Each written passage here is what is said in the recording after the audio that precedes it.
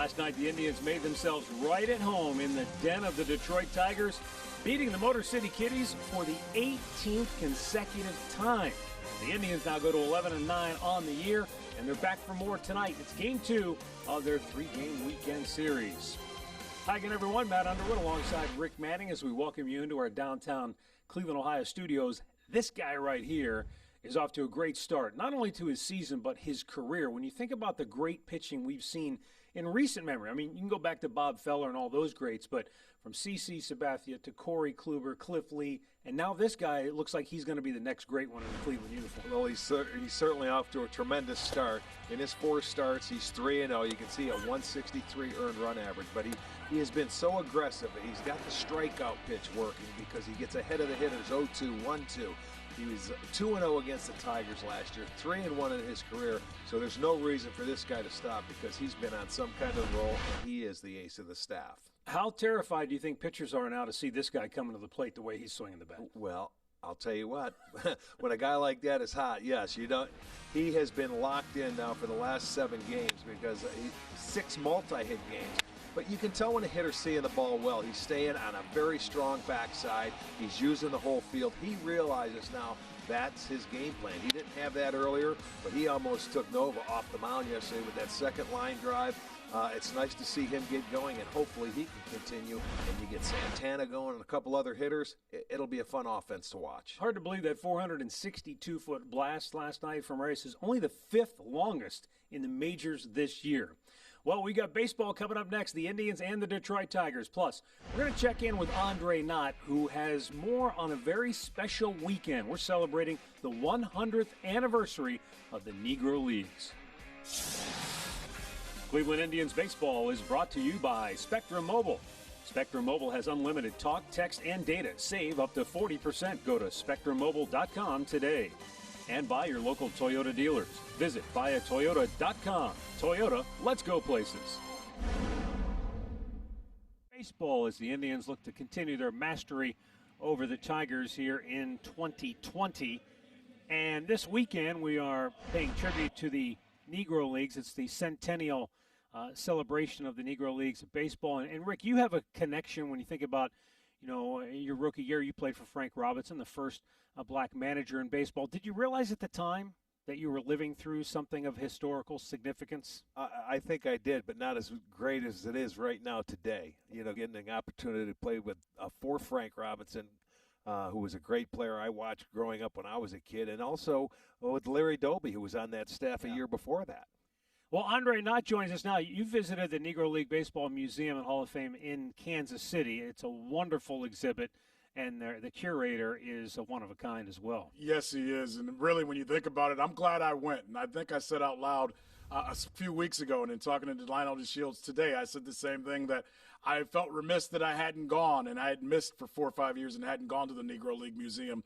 It's a place where you see guys like Larry Doby, and you hear the stories about what these players went through before they got to the major leagues. But you also hear about players that never made it to the big leagues. One of the words you hear nowadays in baseball is the globalization of baseball. Well, that started with the Negro Leagues, who barnstormed, and they went to the Dominican Republic. They went to Puerto Rico, and that was the first time that a lot of people saw American baseball played. What a cool place in Kansas City, and hopefully tomorrow when you're with us, we'll be able to kind of whip around all that we saw just a year ago in Kansas City as Major League Baseball is celebrating 100 years of the Negro Leagues this weekend. Well, it's going to be a lot of fun to celebrate that. We've got lots of stories for you coming up tomorrow. Right now, we're getting ready for baseball in the Motor City. Shane Bieber toes the rubber for the Tribe when we come back. Tosses, he wants a piece of the Tribe. Well, he's off to a very good start this year. He'll be the Northern Ohio Hyundai starting pitcher for the Tigers. Be making his 4th start. He's off to a terrific start, 2-0 with an ERA right at 2. In 18 innings, he's walked 7, struck out 18. But he is 0-5 in his career against the Indians because probably too many walks and a few other things. So we'll see. We're facing a good Turnbull now. We'll see what happens tonight.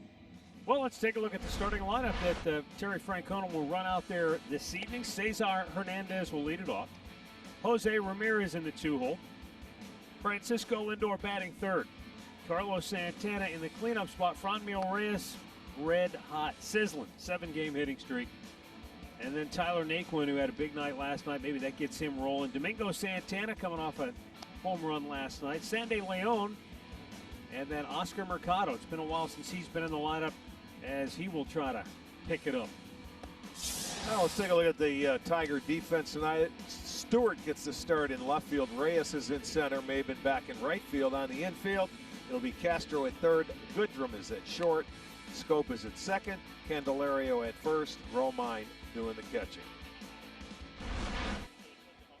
And the umpires tonight, Laz Diaz will call the balls and strikes. He's also the crew chief. DJ Rayburn, Tim Timmons, Ryan Blakeney on the bases.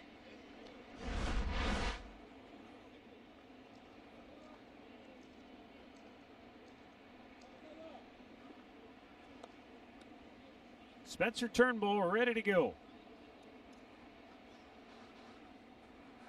Cesar Hernandez stands in. And we're underway. A fastball on the outside corner for a called strike.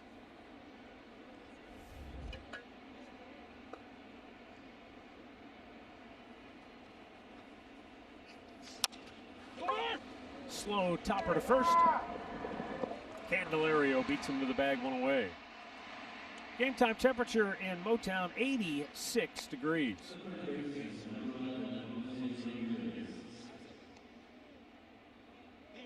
Going to bring up Jose Ramirez. 1 for 4 last night with a double.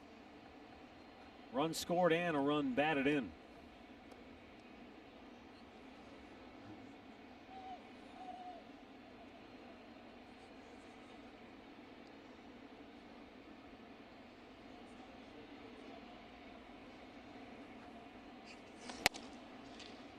Fastball misses off the plate.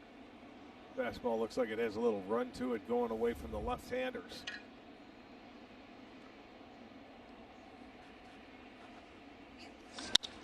Ripped in right center and it'll drop for a hit. Jose is aboard with 1 out here in inning number 1.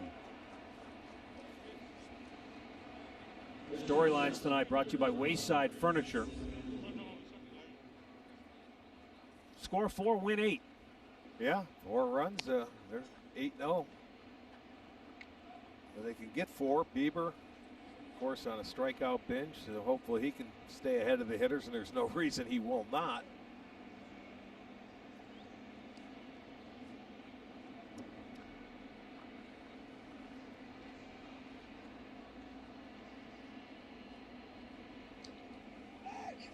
Runner goes, pitches a strike, and Ramirez has the bag stolen. That'll be his second. He had a tremendous jump. He came out of there. We heard somebody say he's going, the first baseman, and he took off, but Romine really did not have a chance. Watch the jump he gets. Head down. He doesn't even look back in. Helmet comes off his head. He gets in there easily. So for Jose, that'll be his second steal.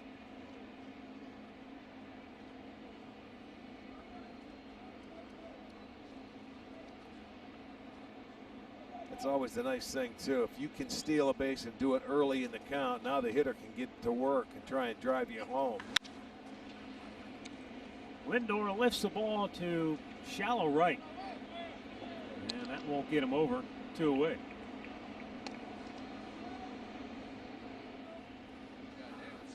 So with 2 down, Carlos Santana coming up.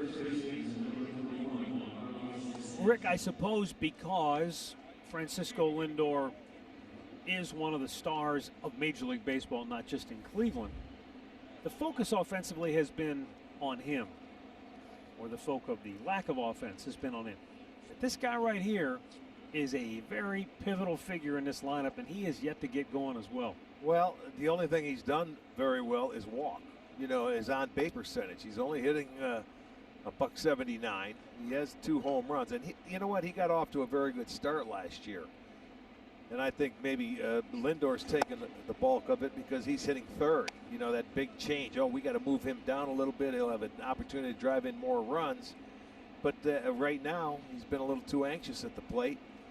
And this guy has been patient, but he's going to have to start hitting. And I think they were walking Santana a little earlier in the year to get to Reyes because he wasn't doing very well. But right now the big man is hot, so Carlos may get some pitches to hit.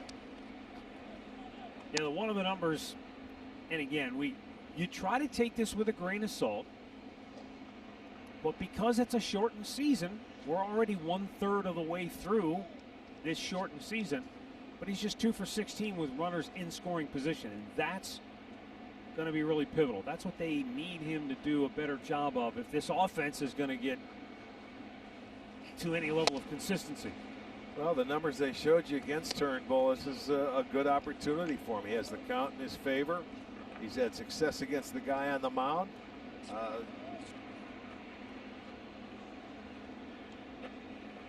Like we said with Carlos last year, he started off and really the team, he propelled that team earlier in the year because he used the whole field. Takes a strike. Well, we always look at trends, right? And your guy Tom Bochenek says last 10 games as a team, the Indians are hitting .279 with runners in scoring position. So the trend is obviously going in the right direction.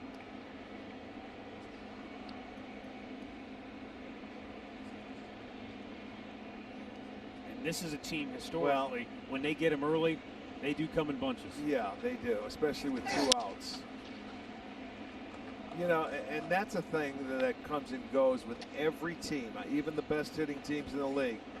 They'll go through spells where you can't buy a hit with runners in scoring position, and then when it's going good, you take it for granted when you can get 3 or maybe 4 hits a game with a guy in scoring position, but it doesn't last.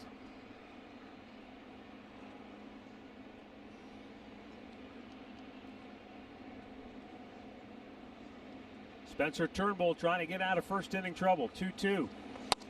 Low and a full count. Good take right there. A little sinker down and away. Trying to get him to chase after it, but you've heard us say it numerous times. He doesn't chase pitches out of the strike zone. And there's the hottest hitter going right now on deck. Tigers shade Santana toward right center. Pulls it that way, foul. 3, Bobby. 3, one more. Carlos Santana, we've talked about the walks, 26 on the year. That's 7 more than anybody in baseball.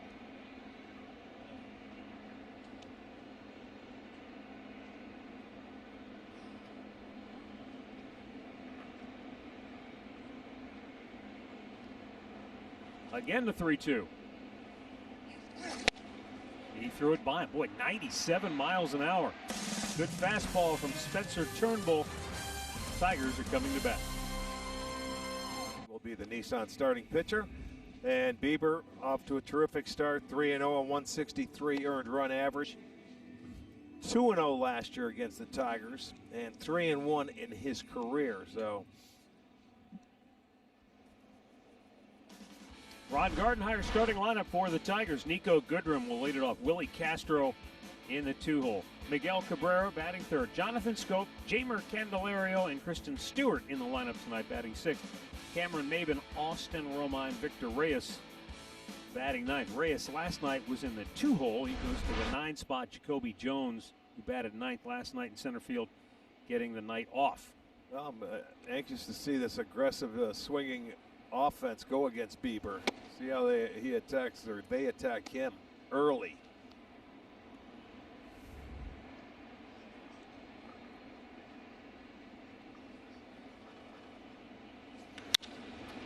In the air, pretty well hit. Left center, drifting back onto the track at the wall, and Oscar Mercado makes the catch for out number 1. Rick, we saw last night, and Andre pointed it out early, the ball was really carrying early in the game. It seemed to be. Comerica. Absolutely. Here's the Tribe defense brought to you by Spitzer and Santana, Mercado, Naquin in the outfield, Ramirez, Lindor, Hernandez, Santana on the infield with Leon doing the catching. Yeah, there were some balls that had a lot of carry to them last night early. Not saying that ball wasn't hit well. And Nico Goodrum does have 4 home runs already this year, one of them last night. Here's Willie Castro. Former Indians prospect, 1 for 3 with a run batted in the ball game last night.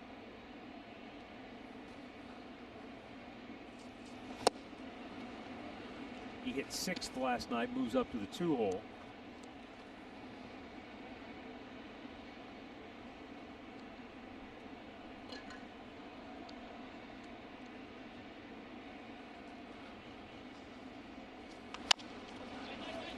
Slow topper to second. Hernandez, 2 down. Good curveball there.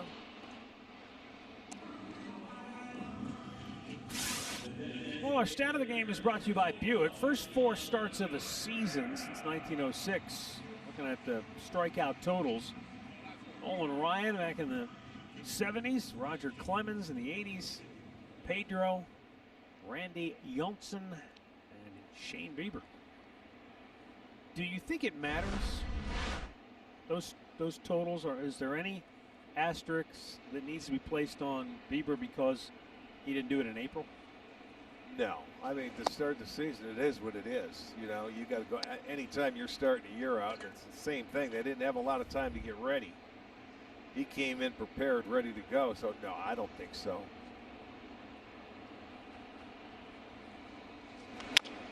Little topper right back to Bieber. Take your time.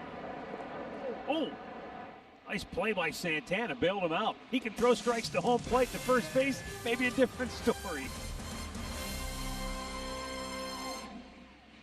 Game from last night. Franmil Reyes. Boy, did he ever get into one. Yeah, hit an 0-2 breaking ball to deep center field, 462 feet away. And stayed back on that ball nicely. I didn't realize he's related to Ivan Nova, huh? Cousins? Cousins, yeah. Cousins of some kind?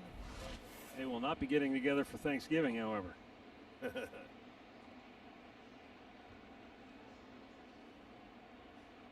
I don't understand that. Longest home run since 2015. They said it was the 5th longest this year.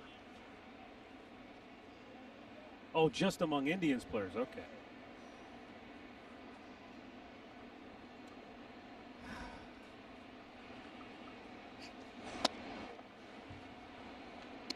Went too far? Yeah, said he swung at it.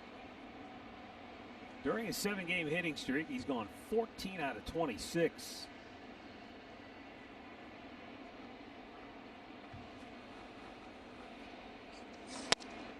And what we've noticed is sometimes home run hitters in particular, they get pull happy when they start hitting a lot of home runs. But he has stayed on the ball and uses the middle of the field.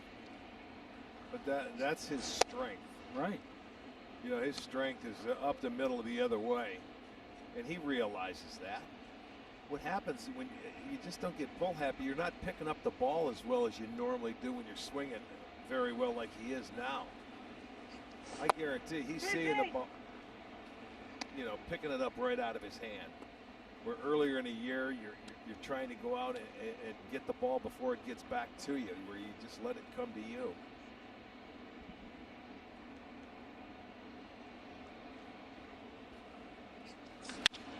Hit that hard, and it's knocked down by Castro, and he's able to throw him out. I don't know if he caught it or it caught him, but he made the play.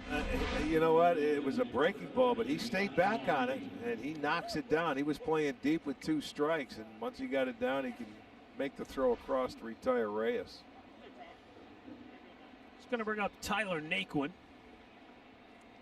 You know, you've probably said this, close to 3,840 times over the years. But it's worth kind of exploring, if you'll indulge me for a second. When you say, as a hitter, you're really seeing the ball, you can tell he's really seeing the ball. Well, you know, they all see the ball. But what do you mean specifically, and what is the difference? Is it a matter of focus? That's off the foot, and they're still going to throw him out. Is it a matter of focus, or is it just something about your heightened sense of awareness? Well, no. When you see it, it's almost like it looks like a softball coming out of a pitcher's hand. For whatever reason, you're focused. You have the laser. That could have been a base hit right back up the middle at the foot of Turnbull. But you just see it. You see the spin so much better. And there's other times when you just don't feel well.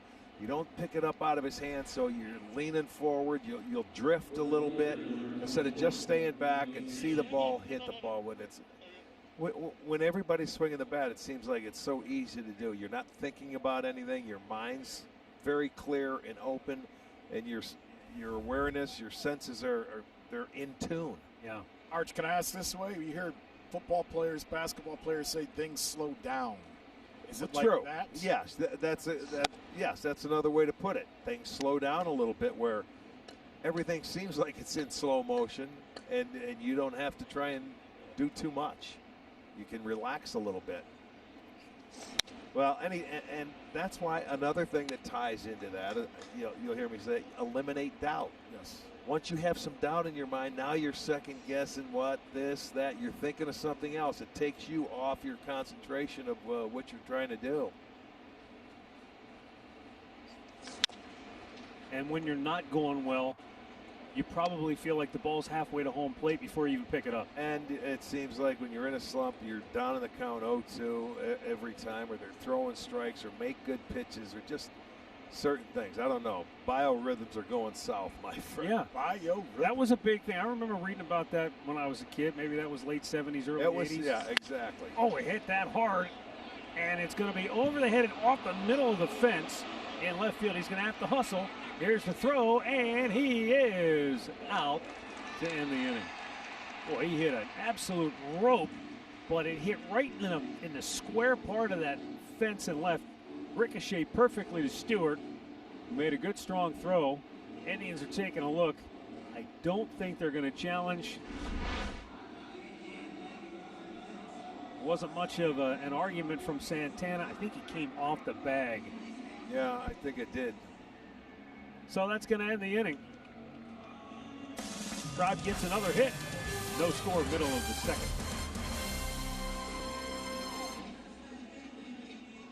Game that offers fans the opportunity to pick outcomes and compete for cash prizes. Make your predictions count. Play Quick Pick. No purchase is necessary. Must be 21 or older to compete. Restrictions may apply. Jonathan Scope will lead off for Detroit. Fouled off.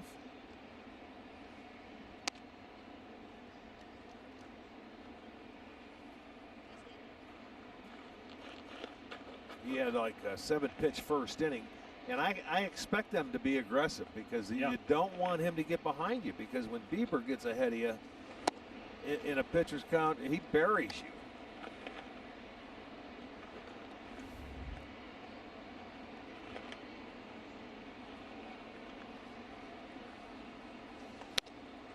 Coming into the day, he had 52 counts of 0-2 or 1-2, and hitters were like 4 for 48. That's a .083 batting average. So, I mean, when he gets ahead of you, you don't have a chance, so you better get him early. I am not drawing comparisons. Make that clear. But I remember you saying the same thing on numerous occasions about Corey Kluber. Absolutely right, I would. And we saw that happen. Especially teams that know him, and have seen him more than once. I mean, teams out of the division that won't face him as much, they may want to see him the first time around and make him see what he has to offer so they can do that. Teams that face you 4 or 5 times a year, I think the good teams will be more aggressive off Bieber early in the count. Boy, that one hung a little bit, gets by Ramirez, and he pounds the ground in frustration. Felt like he should have made a play there. It's a leadoff double for Jonathan Scope.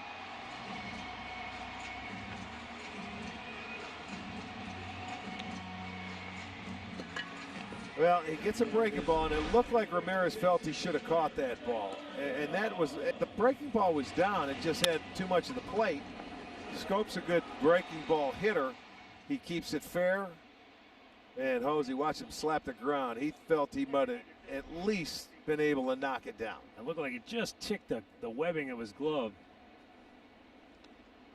Matt, Arch, it's like you guys were reading my notes and heard some of the conversation I heard with Terry Francona this morning. I asked him about Bieber and what separates him from other young pitchers, and he says he doesn't want to use Kluber's name every time that he breaks down Shane Bieber. But he says everything he does that we don't see reminds him of what Kluber did, whether it's preparing 4 days, 3 days, 2 days, a day before his start, how he does all of that work. But he says something else that separates both Bieber and last night's starter, Aaron Savali, is that scouts found out how they compete and they drafted the right kind of guys, because he says they can't take credit for the maturity they show on the mound at this age right now.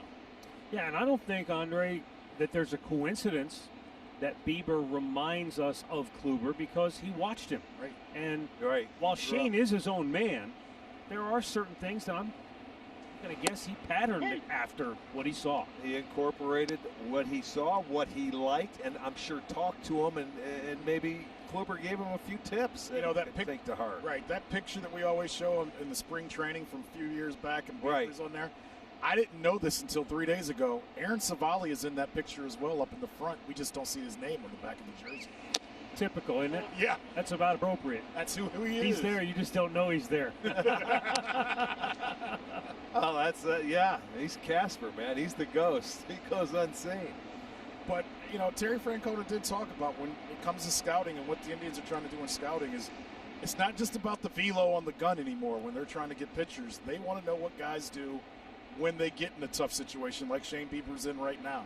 Do they just rely on one pitch, or do they know how to pitch out of the Yeah, these kids, the both you're talking to. Santana's going to third with the throw, and Ramirez tags him out. That's great heads-up baseball. I'm going to tell you something. We were talking about Carlos last night being a first baseman. How heads up of it was that? Knowing it's a hit to the right side, but a one-hopper, it's hit hard enough. He didn't hesitate to make the throw, and he's out by a mile.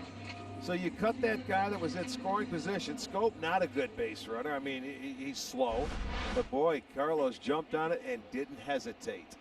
And the thing that I've always noticed about Carlos is that arm. You know, he's always had a great arm. It goes back to his days when he was a catcher. And he doesn't hesitate because he knows he can make that throw in his sleep. Well, he certainly did. That's a nice play right there. Not afraid to use it. No. He will use it.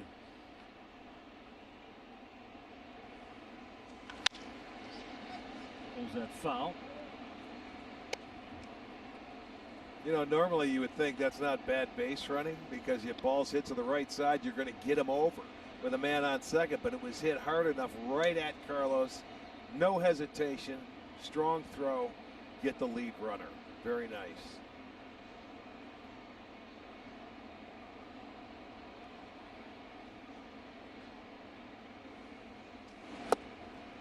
Teaching moment there. If you're scoped, you have to freeze on that, even though it's a one-hopper? Well, you have to know where the position, the guys are positioned on the infield. That's a tough play. Yeah. You know, you see it go to the right side, so normally you just automatically in your secondary lead will go to third base. So I can't say that that's a mistake on his part. I just give Carlos the credit for making the play.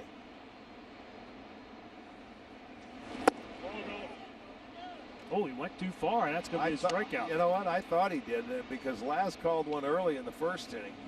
First strikeout for Bieber. 2 down. See, let's go back here again. It's a one-hopper, and he backhands it, and he knows his first instinct was third base because it was hit so hard. So that's why I don't want to blame Scope on that. I want to give credit to Santana. Yeah, because I'm thinking if you're Scope, if you don't go to third, then guys in the dugout are going, what are you doing? Yeah, he hit the ball to the right side. You know, so sometimes you do just, hey, that's just a good play by the other guy. Right. Cameron Maben takes a pitch that borderline, a little high.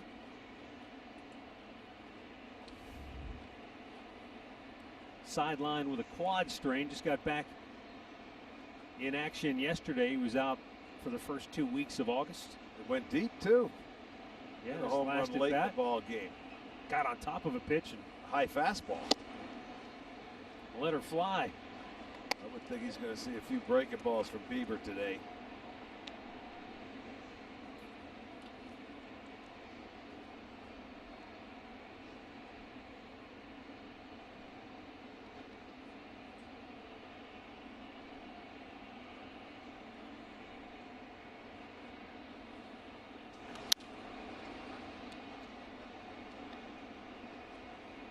Count 1-2. He was upset. That looked like a high cutter to me. And actually, that's the pitch he hit out last night, except it was a fastball. He got away with one there.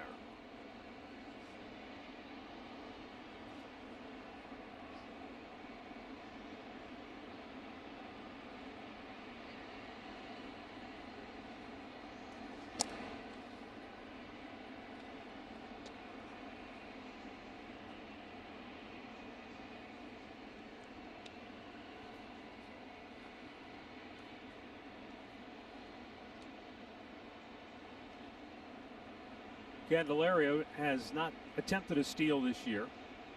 Not running. Swing and a miss. Struck him out. Back-to-back Ks by Bieber. And the leadoff double does no damage.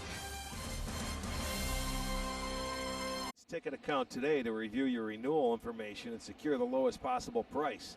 Loaded value and more. Deadline to renew your account for the 21 season will be August 28th. Call 216-420-HITS. Between Monday and Friday, between 9 and 5.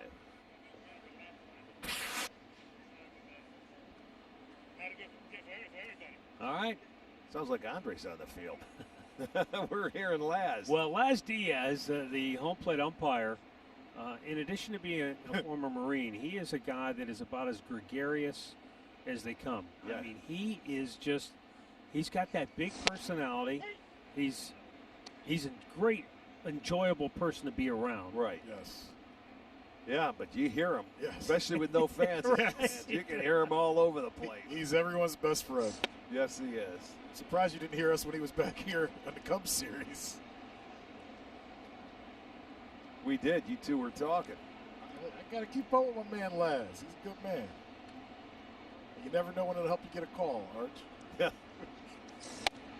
And you're going to help him get a call? Against or for?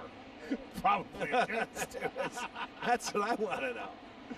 Oh, you're the lawyer now. I'm going to call you a lawyer. No.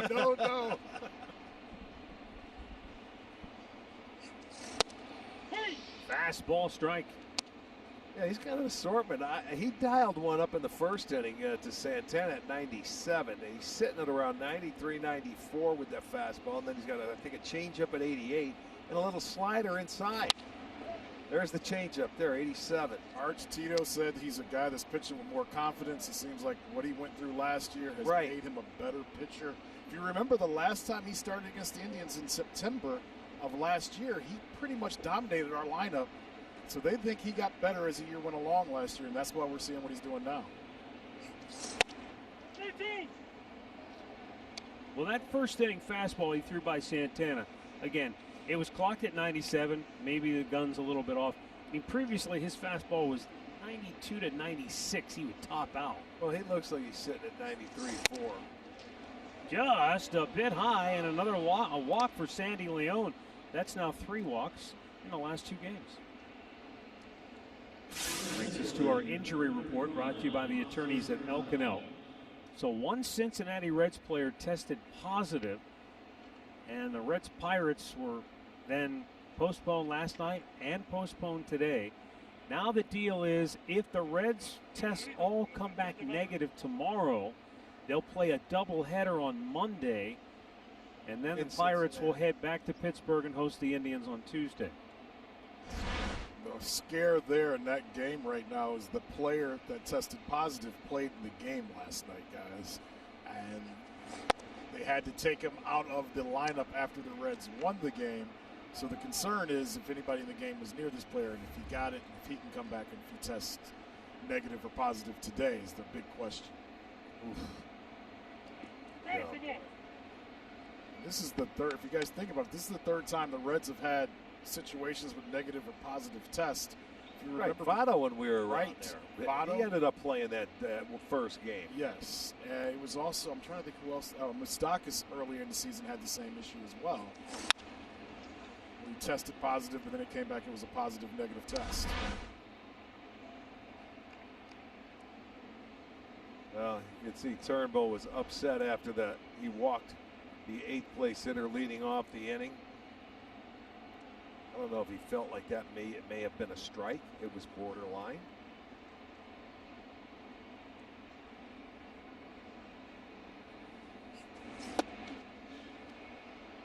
2.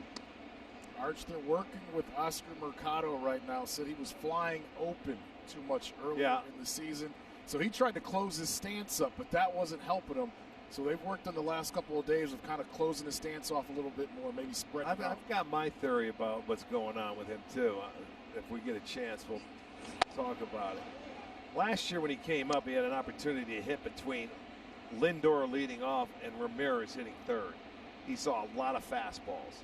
They're pitching him now that he's in 7th, 8th, or 9th, or wherever he's sitting in the lineup a little bit differently, and he has not made an adjustment. He's too aggressive. He's got to be patient because he's not getting the fastballs he got last year. So he's got to make an adjustment. And the challenge will be staying patient, and he hasn't played in 8 games, or hasn't started in 8 games. Right, and you want to get out there and you want to get hits, but he's got to relax a little bit more. Well, this goes back to what you were preaching to Matt and I last inning. But when you see the ball coming out and everything else, he's thinking about all these things, closing it up. He's got to slow it down. Right. I mean, easier said than done. Tops it foul. And also, don't be afraid to shoot a ball the other way. You see, he's trying to get that barrel head out, and it looks like he's all arms, and it's not staying through the hitting area for a long period of time. It almost looked like when he ends his swing, it's like an uppercut if you just watch him.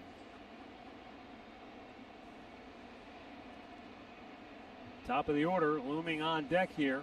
Leadoff man aboard. Again, the 3-2. Ball 4. Back-to-back walks to the 8th and 9th place hitters. And now Turnbull has himself in a pickle.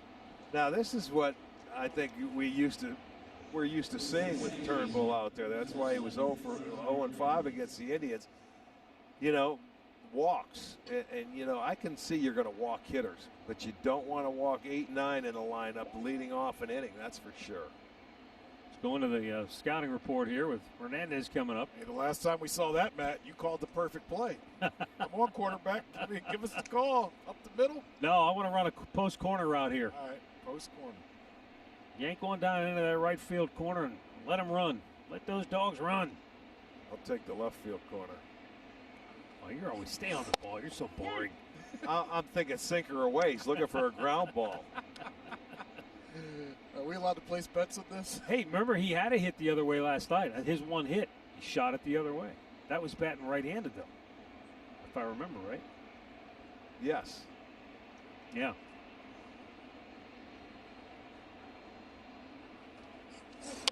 Oh, look at this. Turnbull. He didn't get it in time. And how about that? Cesar Hernandez with a bunt single. Well, right now, Turnbull didn't get to that ball and get rid of it quickly. Watch, he slowed it down, and that enables Hernandez to get out. He put down a nice bunt, but really took his time, and he was able to beat it out. That'll go as a base hit for him. He beats it out, had it by a couple of feet. So the inning is set up now for the Tribe. Bases loaded, nobody out. Jose Ramirez, who's driven in 9 in his last 9 games and singled his first time up, is the batter. He leads the Indians with 14 runs batted in.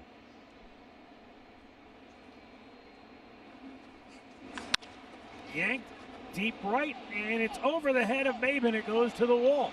Scoring is Leon. Scoring is Mercado. Stopping at third is Hernandez. It's a 2-run double for Jose Ramirez, and the Indians are off and running here in the third.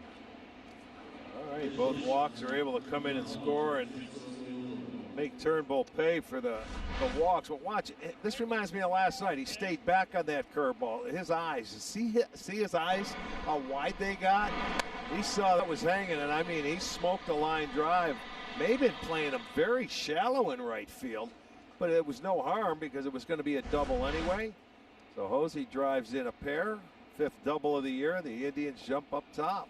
Arch, we made the joke late in the game last night when Jose got into the hit party, but you can tell once he has a little success in Detroit, it seems to steamroll for him. Well, let's see if this guy can get rolling. Lindor, he sparked a 6-run rally last night with a nice piece of hitting. Base hit the other way. Well, when you get to start the inning off with bases loaded and nobody out, the least you want to walk away from is 2. They've got the 2 on the board. You still have second and third, so a couple of ground balls can get you 2 more. They don't even have to get base hits. Especially with the shift down with Lindor. You got 3 to the right side. Right there, you'll see it. And the third baseman's even with the bag, so a little weak ground ball will score a run and possibly move that guy to third.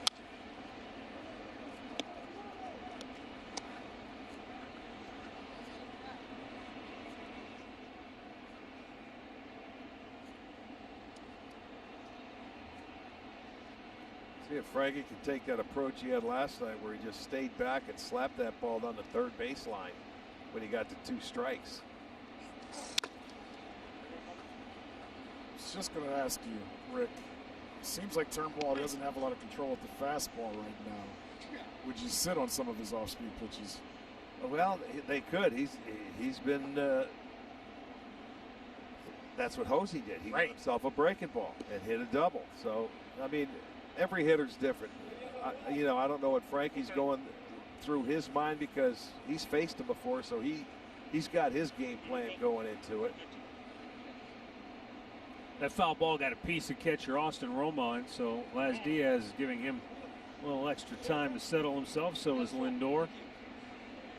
He says, I'm ready to go. Let's go. 2-2. Second and third. Still nobody out.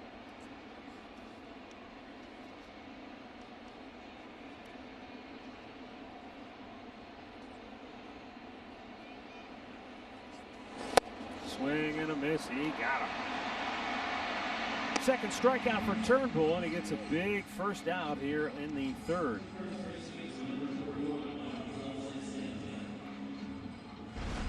There's the breaking ball, Andre, and that's a good pitch by him to get Lindor to go swing over the top of it. Well located. He couldn't even make contact with it, so he finally gets the first out after 22 pitches. Here's Carlos Santana, struck out his first time up.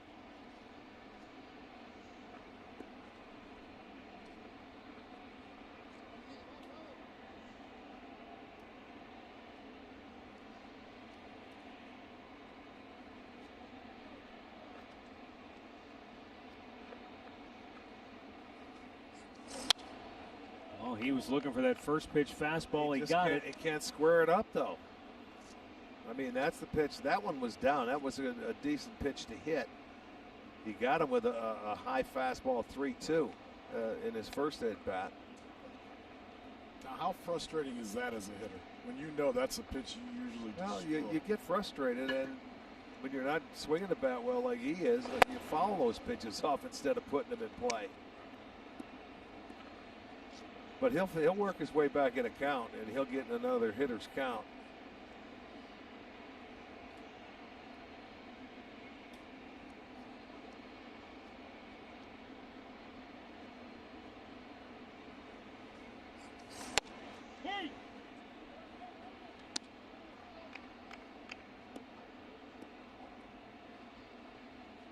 All right, Santana's got his work cut out for him, but well, it's funny because he couldn't make the pitches to the bottom part of the lineup where he ended up walking them. Now these guys come up with runners in scoring position. He's making some really good pitches. In the dirt, nice job by Romine. See, Romine, he didn't do anything but just put his chest down. He just moved the body in front. Never tried to catch the ball or anything, just put it down in front. Look at it, he just smothered it. Nice job.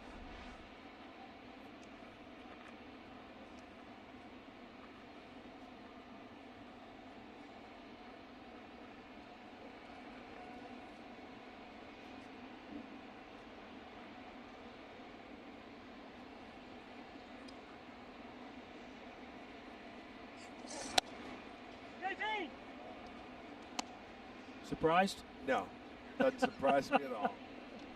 From 1-2 to 3-2. I've watched him for too many years. Yeah, you can almost set your watch to it. I'll be back in a few minutes. Let me know when it gets to 3-2. He's taking his vitamin now. Second 3-2 count on Carlos. 28th pitch of the inning. That's ball 4. Yeah, and you see what happened? He fouled off his fastball, but he still ended up getting on base when he had that first one. And now Turnbull has the bases juiced with Franmil Reyes coming up. And that's going to bring out Rick Anderson. And we'll get a word from Wayside Furniture. Ohio's largest selection of power recliners with adjustable headrests. Available at Wayside Furniture.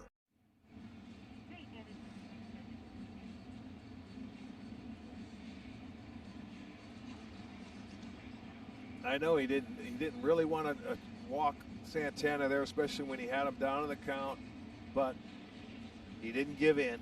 He still has a double play in order, but you're going up against a tough hitter now. But he's going to have to make his pitch here. Evidently had a pebble in his shoe. Yeah.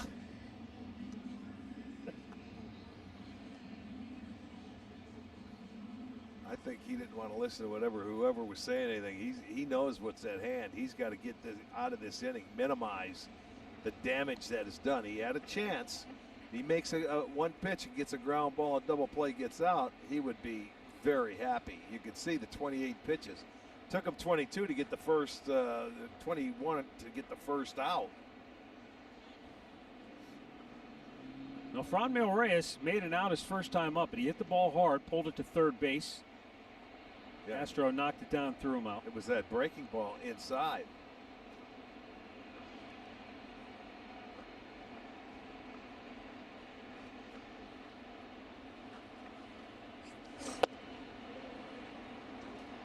Low fastball, ball 1.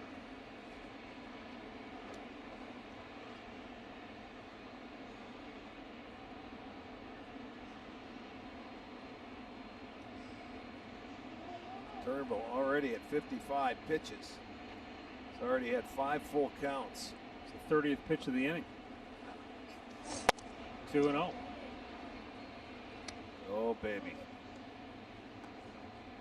Franmil can sit on something to his liking. You can see more balls and strikes in this inning. Tyler Naquin told the media after the game that it was Franmil Reyes who told him, hey, just stay back on the ball, hit it to left center. And he did for a triple. See if Reyes, he was trying to shoot it that way. But you see, he let it track deep, which is nice. He knew what he was getting. That story is great from last night, but if you can look if we can see the all 9, it amazes me that he has this much power and the center fielder's playing in right center. Arch, look at that. That doesn't surprise me there. That's where he's big power alley out to right center field. But when you see a big, strong right-handed hitter, how often do you see the center fielder play on that side of? True. You thinking pull? Well, you see that. If he makes a mistake with that pitch there, then it doesn't matter where they're playing. He'll hit it out to left center. But this last pitch was an outstanding pitch, breaking ball away. That's a dandy. He could come back with that one again. That's where Nova made the mistake last night. He spun that over the middle of the plate. Yeah, on an 0-2 count, right. Double play ball. Oh, bobbled it, and they still turn 2 to get out of the inning. I'll tell you what, he did a heck of a job. Turnbull survives. Indians do get 2 and grab the early lead.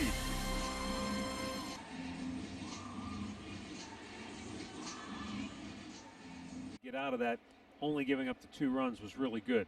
Given that he's matched up against Shane Bieber, you would say it's outstanding because one more big hit, and that would have taken the win completely out of the Tigers' sails. Yeah, they had 2 in, still second and third, nobody out, and they didn't get another run in. So, and that was going through the heart of the lineup, 3, 4, and 5. So he did a great job to minimize damage. But now let's see what Bieber comes out and does after they do get him 2 runs. Austin Romine was 1 for 4 with a run batted in last night.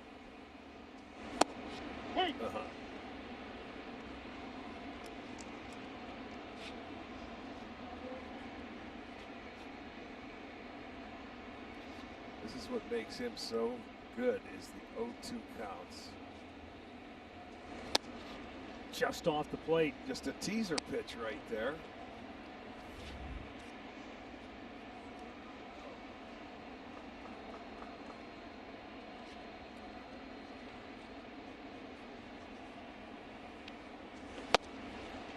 Austin Romo saying, I waited 56 minutes for that.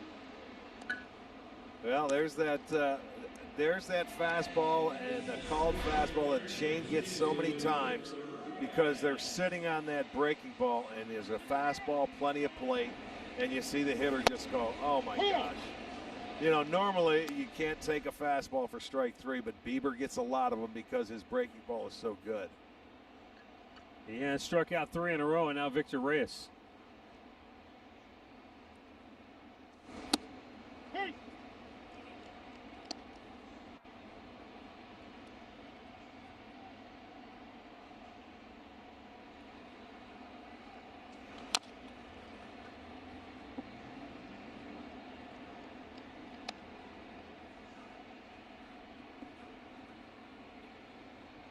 Another 0-2.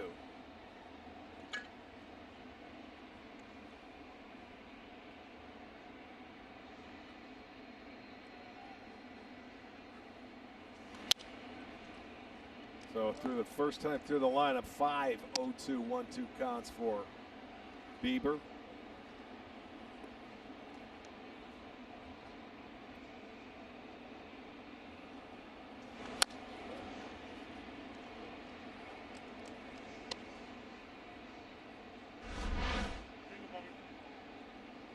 There you'll see the delivery and watch him deliver the baseball, and what a hitter. You see where he sort of hides it. It gets behind his head, and they don't get much time to pick it up, and everything's coming out of that same arm slot, like that curveball.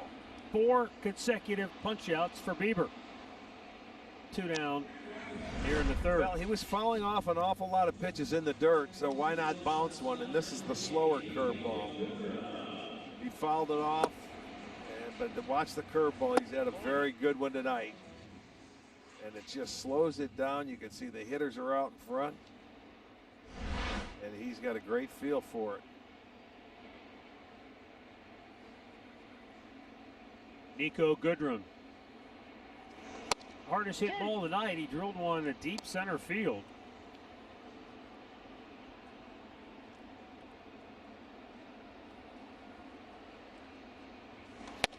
Yeah, Mercado might have had about 6 or 7 inches from that fence. He got right to the wall. Yeah, leading off the game, he sure did. That's the last fly ball they've hit, though, going through the lineup.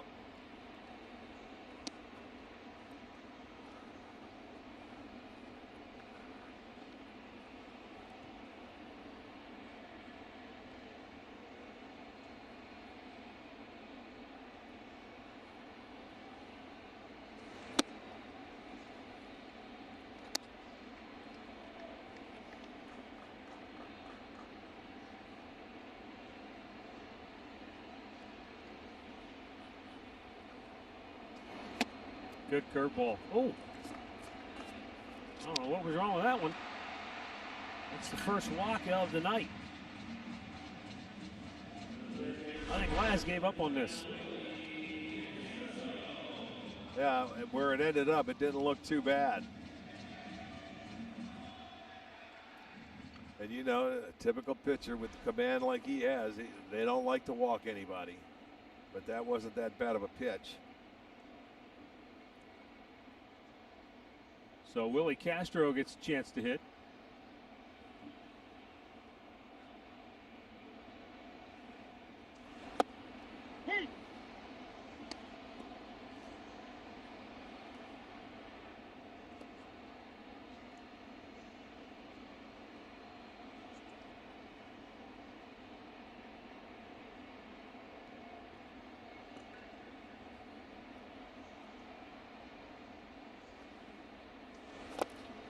Chased one.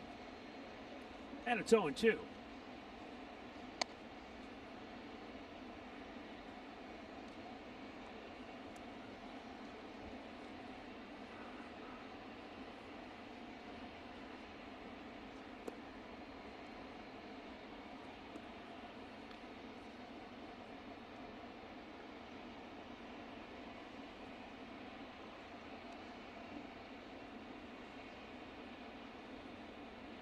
Guys were teammates back in 2017. Runner goes, throw down, hit the runner. And he's going to be safe with a steal. Second stolen base for Nico Goodrum in as many nights.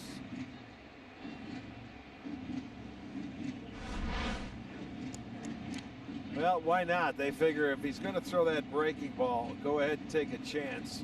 And they did. And the throw actually hit the runner, so there's nothing they can do about it. We're going to get him anyway. So now they have a man in scoring position. So it's going to take a 2-out base hit.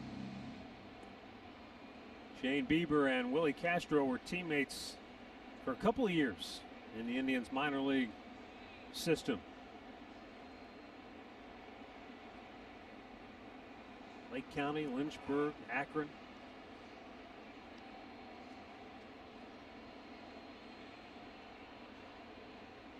I wonder how different Bieber looks to Castro from when they were in the minor leagues together. Yeah, he used to play behind him as a teammate, so you're right. Time. Come on. Come on.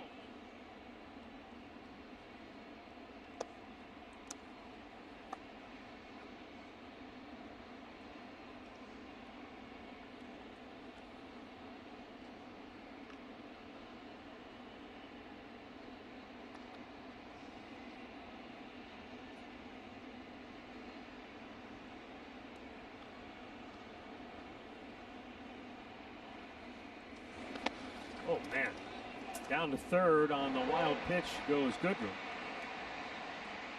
Not much Sandy Leon could do there. That one. Well, that knuckle curve just spiked right into the ground, and I mean it had great spin to it. He tried to get the swing and miss on it, but boy, you really don't have a chance. You can see that ball hit out in front of home plate by a pretty good margin, and that thing bounces back and it deflected off the body there, the side of the chest protector. They move up third base now, but you still have 2 strikes and 2 outs.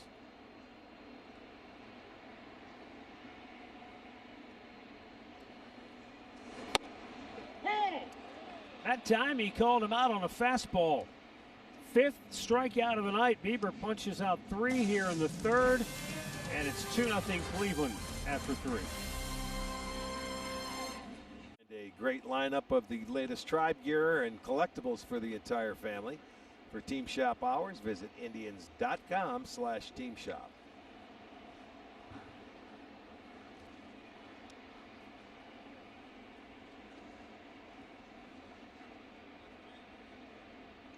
Fourth inning, and Tyler Naquin to lead it off for Cleveland.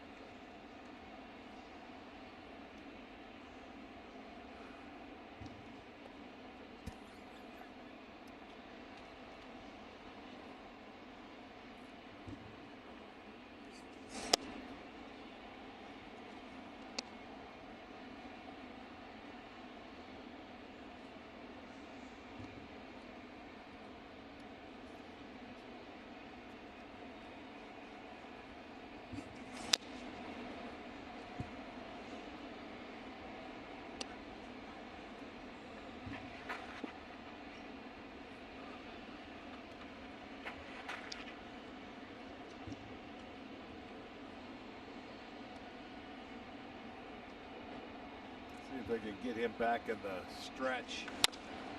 Well, good pitch. Got the first ground ball out.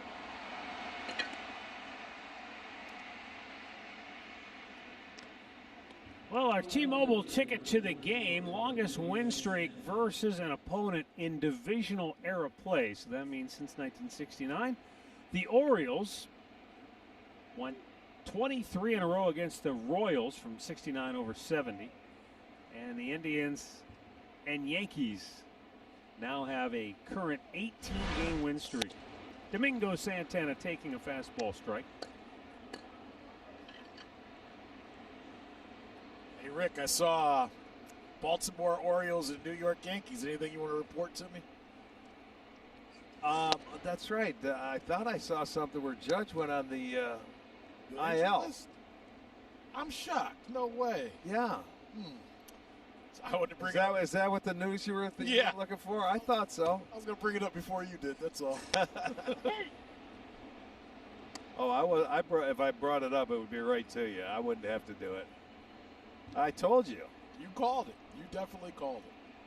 But we don't know how severe it is. What does it say to you about Turnbull that he struggled with the bottom of the lineup and he made some of his best pitches against the Indians' best hitters? Well, I don't know if it got away from him or what there, but I mean, it was a close pitch to Leon when he walked him. He might have been upset. Mercado, there wasn't much close. And then a beautiful bunt that he messed up. Backhanded. And a nice play by Goodrum. 2 down.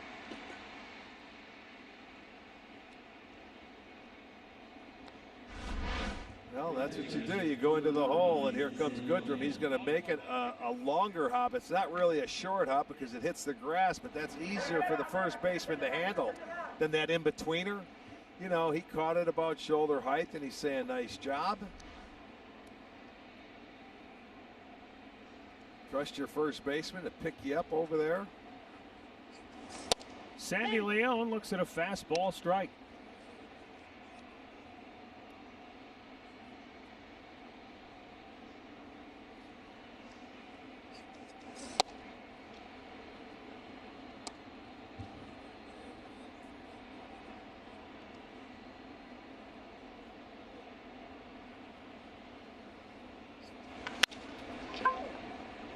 It's a base hit.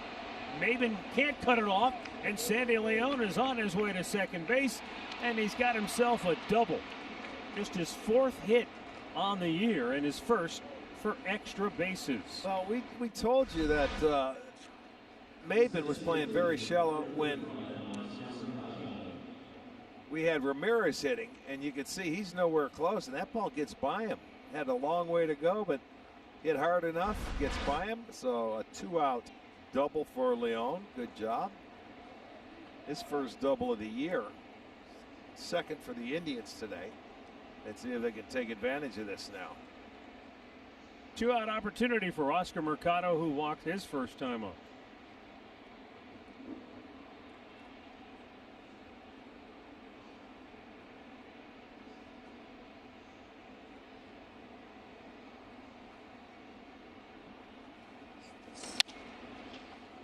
Kind of a half swing.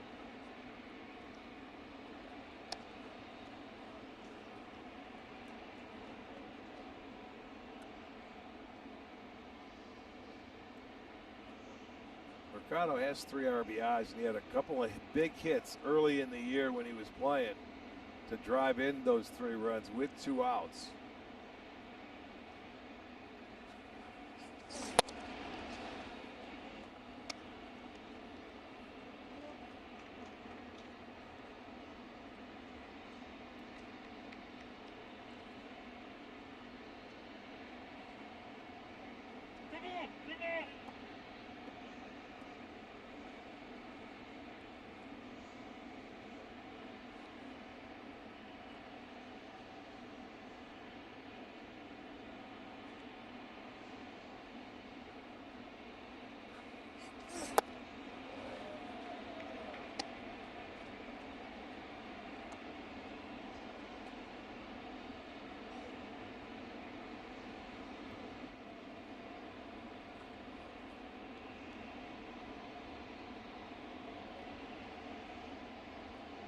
Outfield really shading him toward right, especially the center fielder Reyes.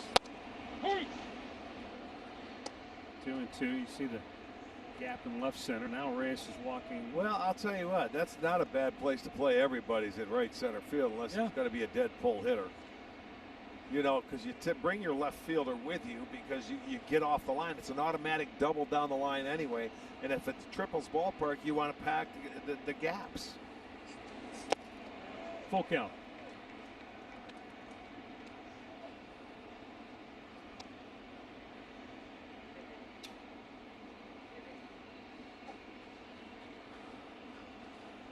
Let's see if he can remain patient. 3-2 here.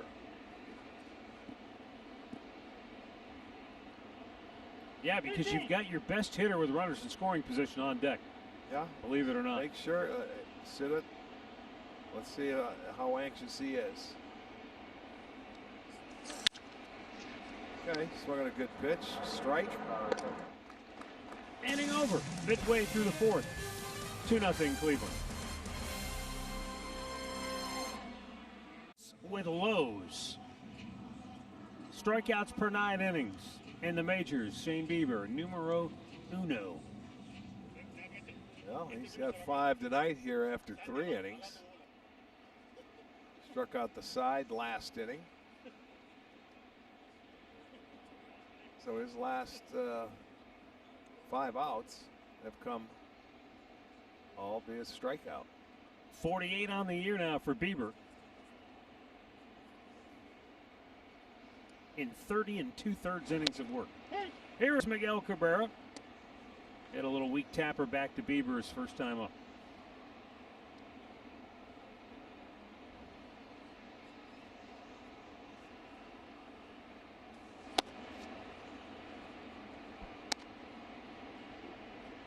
It was a good look at that Bieber slider. I mean, this is just you don't get to see this angle very often. Oh, that's like you're almost in the batter's box. Look at him run one upstairs. Now, how much time do you think you have to make a decision from where that fastball was to that breaking ball the pitch before? That is a great perspective on how quickly that ball gets on top of the hitter. Yeah. And he's still that far away from home plate. Imagine if that camera was... That's unbelievable. Look at I mean, that was perfect. Those last 2 pitches. You go slider away, heater up and in, and let's go slider down and away. But I mean, you go Spectrum Mobile replay and watch him. The breaking balls, the curve balls, everything. And then locks you up with a heater. Because his curve ball breaking stuff is so good, they take the fastball. I just want to watch that camera from behind home plate the rest of the night. Isn't that great? That gives you an idea how tough it is to hit a baseball when you're in the batter's box. Especially against this guy, who's anybody, but especially you're right, especially this guy.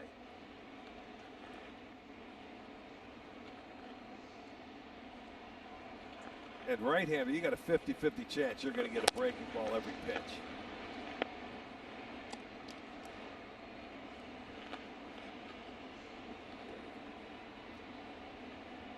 Arch, you just said something I want to go back to after this pitch. All right.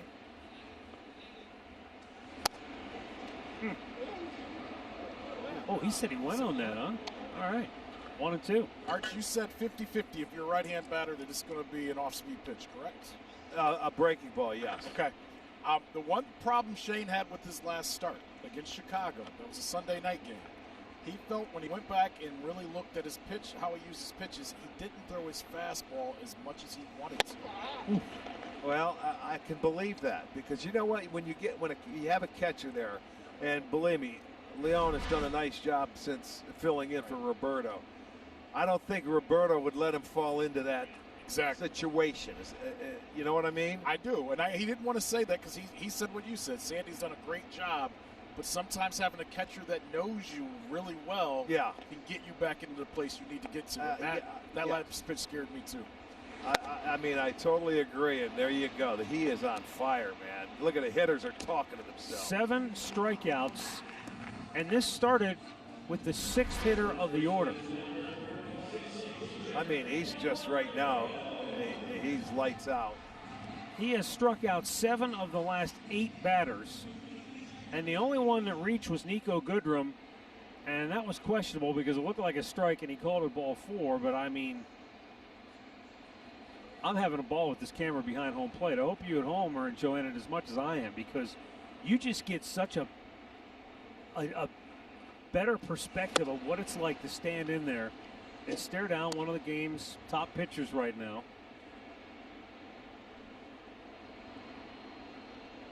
It's amazing just from our camera angle, Rick. You feel like left-handed, you at least have a fighting chance. Right-handed, it's like, forget, I don't even want to get in there. But you know, now, wait, you haven't seen his changeup on this thing yet. Yeah. Don't say that yet. I said fighting chance. You have a better chance. It just feels like you really get that perspective of when you're hitting from the left side of the box. You get a better look at the arm. You get maybe just a tick longer look at it coming out.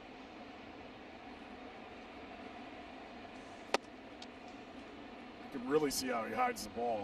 That's what I'm saying. Really can't see it right now. Well, let's see what he comes back with. He got ahead of him and then missed with 3 straight.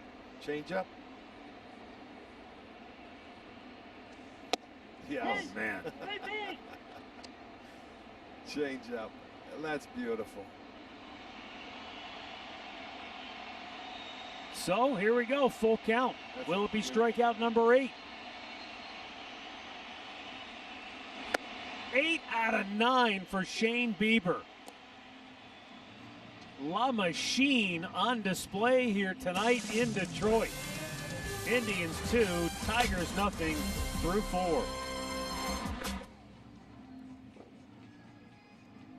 Brought to you by your local Kia dealers. Visit kia.com to see what it means to give it everything. By the injury lawyers at Elk & Elk, proud partners of the Cleveland Indians. Call 1-800-ELK-OHIO. And by your local Toyota dealers. Visit buyatoyota.com. Toyota, let's go places. 2-0 Indians, 5th inning. And Cesar Hernandez will lead it off. A bunt single his last time up.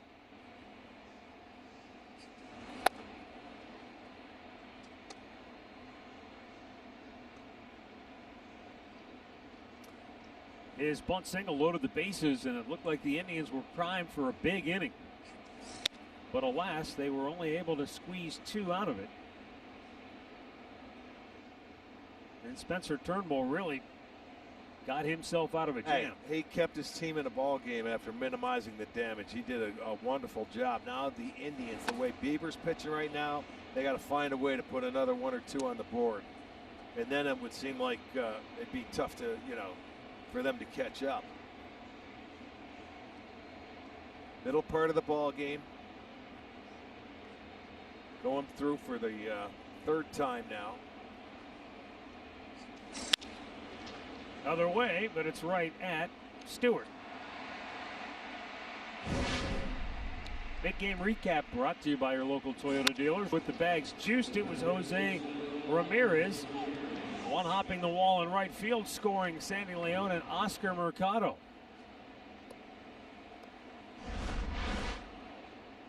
Shane Bieber, 1 hit shutout ball through 4, striking out 8.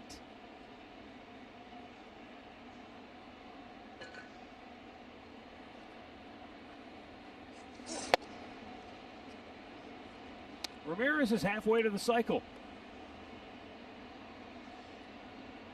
Last time we saw a cycle was in this ballpark. That's right. It was Bowers. Jake Bowers finished it with a home run. He's trying to do the natural one, right? Single, double, triple dinger. Well, find the gap in right center field, and you got 3.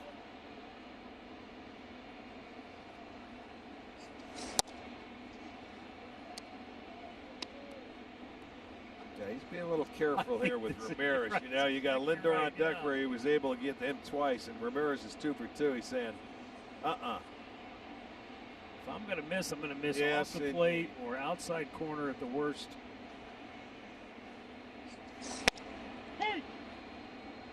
Taken all the way, 3-1.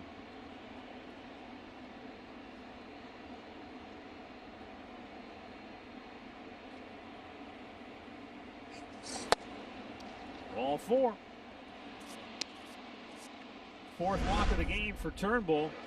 June 14th, a year ago, Jake Bauer started it with a double, a check swing single. The hard one, right? The triple. So he comes up in his last at bat, and who is it? I believe it was Shane Bieber. Said go for the homer. Was it Bieber or was it Pletko? Do you remember, Andre? I know someone told. It was Bieber. It was Bieber. It was Bieber. Yeah. And go to take for the it a homer. and to take it a step further, if you remember, I asked you and Arch a couple years ago, Ramirez had a triple, a double, and 2 home runs. oh, yeah. Remember that game? and it was in Detroit. I remember asking, what would you rather have, the cycle or that? Total bases, I'd rather have with the Hosey. Yes, sir. I agree. He had, That game was 5 incredible. extra base hits there? Yeah. Huh? That was the game where, oh man, Mikey Matuk had an adventure in bounced left one field. out. Well, 2 and 1 in right field. I mean, 1 bounced over in left and 1 just got over in right. I remember Ramirez early in the game stole early on Turnbull first pitch, so he may have when he does it, he usually has something picked up on the pitcher. He's holding it on him now. But you see that could distract Turnbull a little bit, you know, to the hitter. If you know a guy can take off and run, he's got to change his pattern, his tempo to keep the control of running game. He's better than normal. I thought he was a little slower, but I guess there he goes. See, he didn't worry about him, and he gets his second stolen base of the night. Arch, does it feel better as a runner when you have, almost like he wasn't worried about him throwing back to first base? He wasn't, because he's 2-0. When you're behind the hitter, you got to go after him, especially in the middle part of the lineup. You don't have to get a super jump, but you know he's not going to be worried about you that much.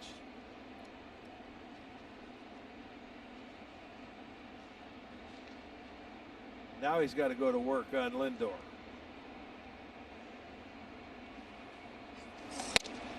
See, now he slowed his delivery down. He lifted that leg up a little bit.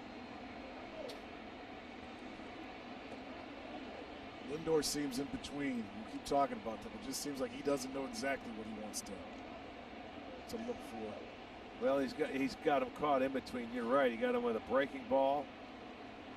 He's throwing some fastballs and tied him up.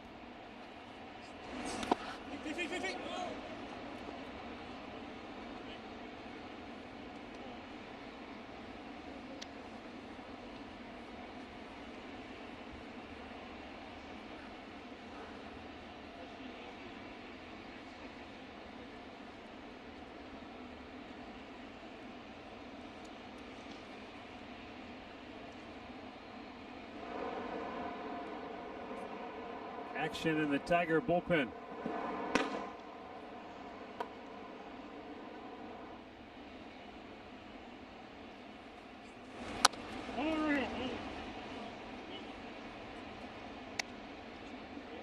That's got some weird spin to it, that changeup there. He topped it down in the dirt and it came up and hit him. And his teammates over there are giving him some grief. You see the spin on that? And it's like 89. Yeah, it's almost like it's coming out of his hand, and it's got that reverse spin. I don't know how he holds that ball though. I don't think it's a circle change. It's got different spin. Yeah, he got him to chase that high heater again. Well, back in 2017, Jose Ramirez, here's a ball bounced off the fence twice, and then Mottler knocked it over the fence for a home run. And then he'll hit 3 doubles in this game. And then this one just barely got over the fence. That's unbelievable, huh?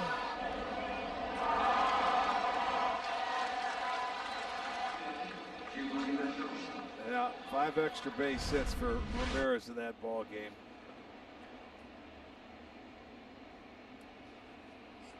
So we go back to the same situation we had back in that 3rd inning.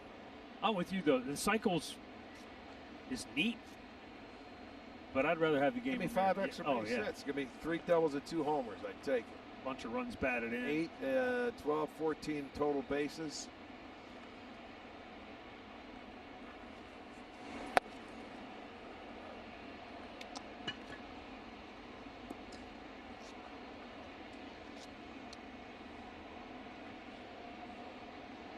Again, now this time he's behind Santana. Remember, he was ahead of him the last time he faced him before the walk, and then he came back and made his pitch to Reyes. And I wouldn't be surprised to see it again, where he's going to be careful.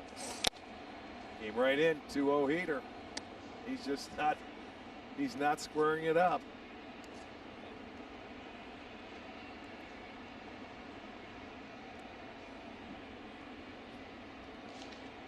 He's had 3 fastballs to hit in this game, which a year ago, he'd have been 3 for 3, probably a couple of homers and at least a double. Because he didn't miss them last year. He had a phenomenal season offensively. But that first time up, swung through it, struck out. He ended up walking in the 3rd, but he had a good fastball that was in the heart of the plate to hit and fouled it off, and same thing again here. But to his credit, he doesn't appear to let the frustration get to him. He stays the same guy. That was a good pitch.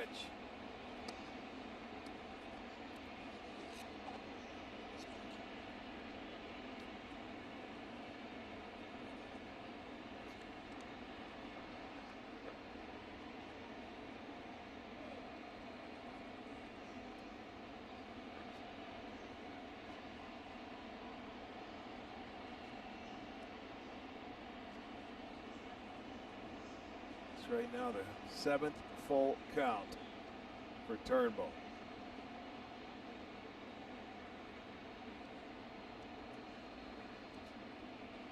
Third for Santana.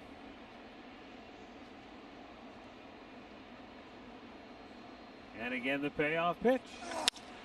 Smokes it left center. That's a gapper. That'll get down, and that's going to plate Jose Ramirez. And the Indians' lead is 3-0 and gives Santana his second double and just his 4th run batted in on the year. And boy, is that a sight for sore eyes right there. And that's what he was doing all last year, staying on the baseball. He came back and look at that. It was almost the same pitch as the 3-1 pitch, but this time you can't throw him 2 in a row. He stayed on it and he didn't pull off of it. So they'll drive Jose in, and that's a run, a big run that they needed with 2 outs. Let's see if they start relaxing now when they get that 2-out base hit. 4 2/3 is the limit for Spencer Turnbull here this evening. Cleveland Clinic call to the bullpen has been made by Ron Gardenhire. We'll tell you about the new pitcher when we come back. 3-0 Cleveland in the 5th. Schreiber, right-handed side armor. 7th appearance on the year. He's pitched well. Comes in with 2 down, runner in scoring position, and Franmil Reyes at the plate.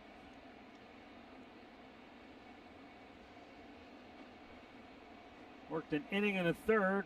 Last time out against the White Sox, struck out a pair.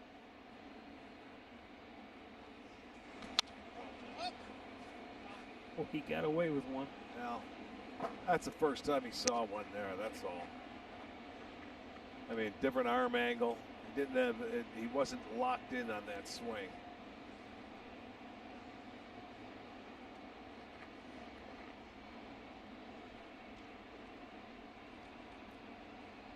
John Schreiber, a native of Michigan.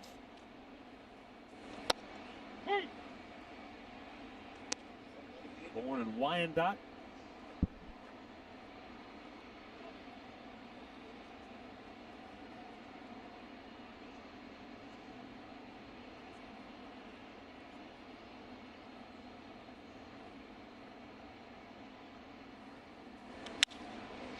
And Franmil lifts it in the air, right field, Maben. Inning over. Indians tack 1 on. We're halfway through. Cleveland 3, Detroit 0. Shane Bieber.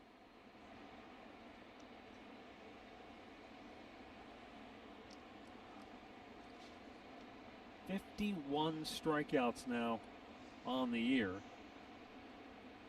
He has been on some kind of roll in the last 3 innings.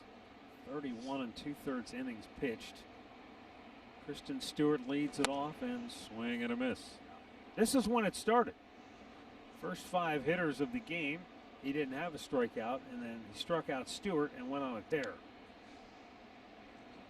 Yeah, all strikeouts since then outside the walk that was mixed in.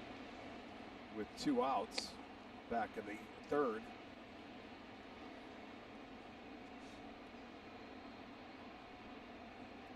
Just another 0-2 count.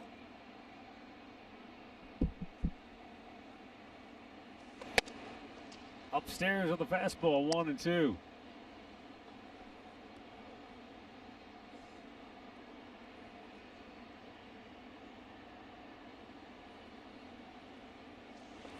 Oh, there you go. No, he held up that time.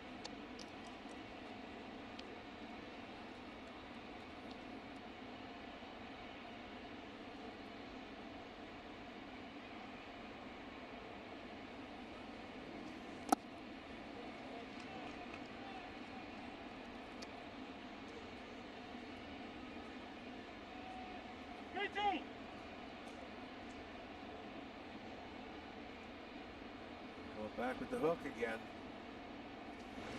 Swung on and missed. He struck him out. 9 Ks for Bieber. This is unbelievable. He is making this look like Little League right now. He's like the 12-year-old and you're 10 and you don't want to have to go up and face him. Yeah, well, and believe me, they're swinging, they're taking some. You can see the different pitches that he is throwing.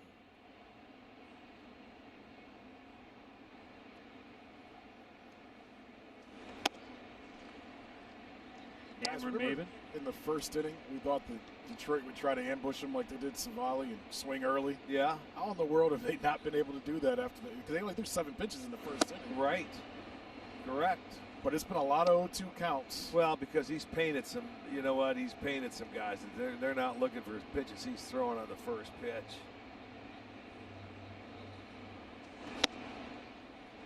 Look, a little cutter right there. That wasn't a straight fastball. That was a cut fastball. But the command with all of his pitches is the amazing thing to me. It seems like he can throw any one at any time and just about anywhere he wants. You know, Andre, we talk about Savali cutting the plate in quarters, you know, the quadrants. There's another guy that does it, high heater, up and in. You know, we saw it from that side view with the camera when Cabrera was hit. Breaking balls down and away, a fastball up and in. That's exactly what you're talking about, and executing to perfection. It's like a surgeon out there. And when we had that camera behind home plate, you got a good idea of how that, just his ability to hide that baseball and that fastball, man, it gets on you in a hurry. Boy, someone put one in play. Well, Matt, you would think, you know, now that he's throwing 95, he's got up to 96 tonight. As a right-handed hitter, that's got to look like 100. That's what I mean. Right? Yeah, it just, and as Rick mentioned earlier, there are times where as a hitter you're so zoned in, you're picking it up. If you're not really dialed in against Bieber, look out. Dialing it in is one thing, but picking it up and trying to do something with it is another. I mean, he gets these guys looking for that breaking ball. That's when he throws the heater by him and they can't swing. There's one he went after early. He got a fastball up and went the other way. Second hit of the night for the Tigers. First one since leading off the second inning. Remember, Romine got punched out on a fastball last time. The first time he was seeing one, he was swinging. Well, I don't blame him. Well, and you said it before. When you face a guy that you know is going to be filling up the zone, it probably makes sense to be aggressive in your approach. Yeah, that's especially if you get a fastball early. You better get after it. That's why he could go out there and have a 7, 8, 9 pitch inning, or a couple of them, because of that was just a backhanded stab right there that never able to get to. But it'll go as another wild pitch. It's the second one of the night for Bieber. He thought he might be able to pick this ball, but that was a changeup he could not handle. He's going to go out and talk to him now. Well, that'll give me an opportunity to send out some birthday wishes. I'd like to send them out to Charles Jennings, who is turning 3 today, out on the West Coast. Our old buddy, the Jennings family. That's Jason's son. And Jason is the brother of Joe Jennings. Big Tribe fans out in California. Hello, the Jennings family. Number 3. Happy birthday, Charles. Charles in charge, of course, out there.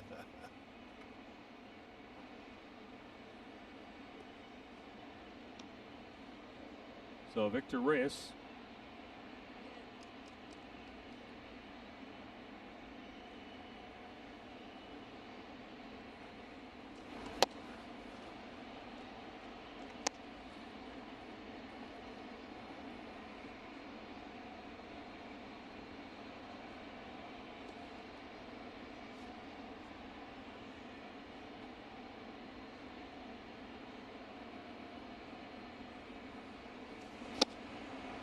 Good pitch.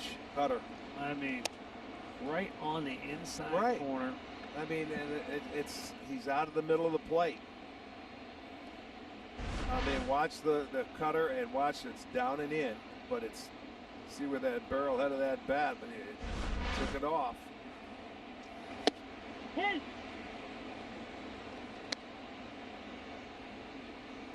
To me, the cutter is the one pitch that the center field camera doesn't give you the perspective of what it's like to be a hitter trying to hit, you know. Yes, it doesn't look like it moves much, and it's less than a fastball, so they're saying, wow, how can he hit that? Because it's running in on you off the plate. It's got movement. There's the straight four-seamer at 96. After he threw that other breaking ball, it went away. Just where he caught that ball, now he tried to throw one by him, but he was able to get a piece of it.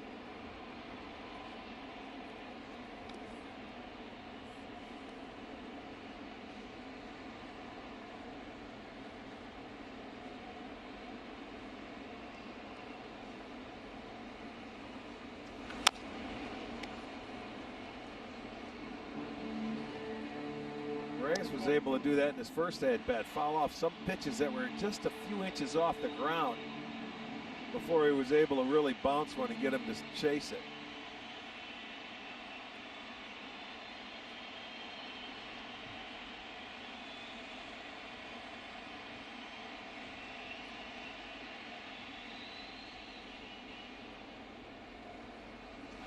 Swung on Like and missed. that. Boy, was that a good breaking ball.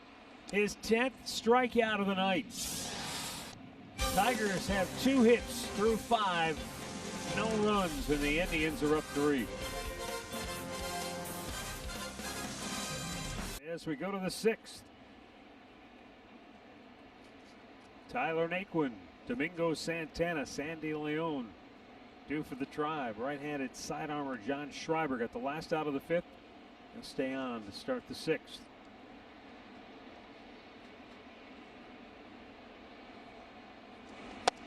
Hit.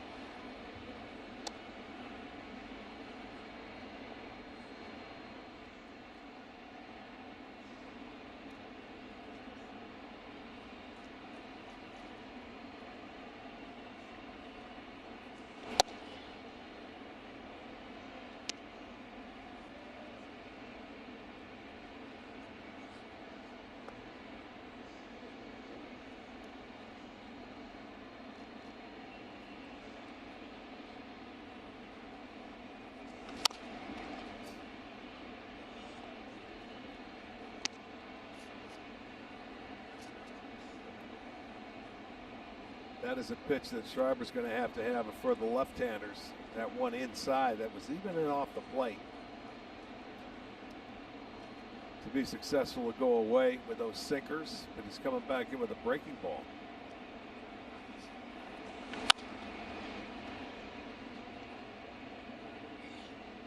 You can't, I mean, you could throw it on the ground and I think he'd still get a bat on it. Yeah, he'd be a heck of a cricket player.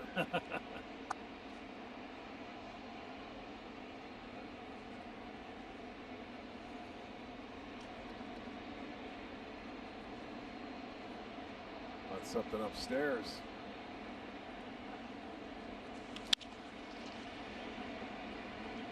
See, it's tough for those guys. It's like Schreiber when he's throwing from down there to get something elevated above the belt.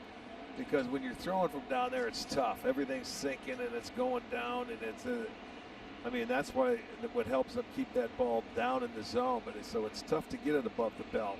That was high for him, and it was still under the belt.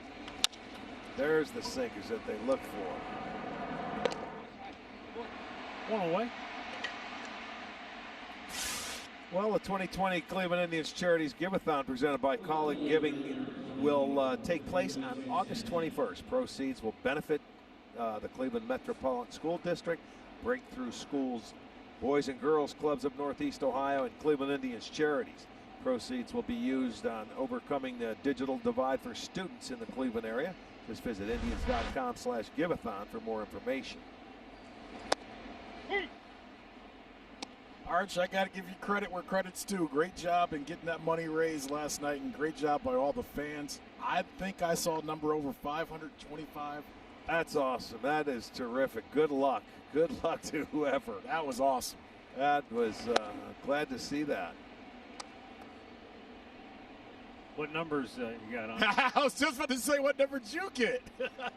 I'm not telling you, because if I win, you're going to want to share. I'll share. I'm going to drive and go pick it up with you. I saw Rick outside. He's selling shares. So that's why that number jumped after the game last night. Right? I'm looking forward to that.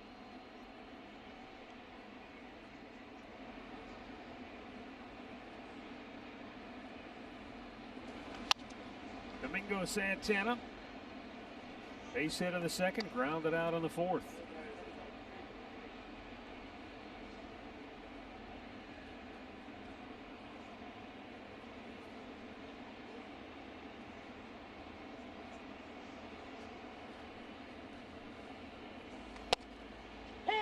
Got him looking. 2 away.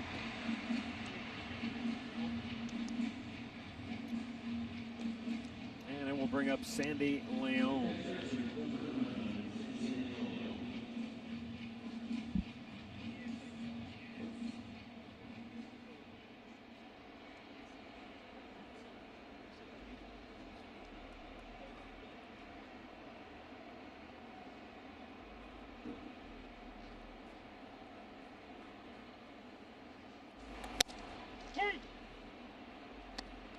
Sandy walked and scored in the third inning, and then he doubled in the fourth.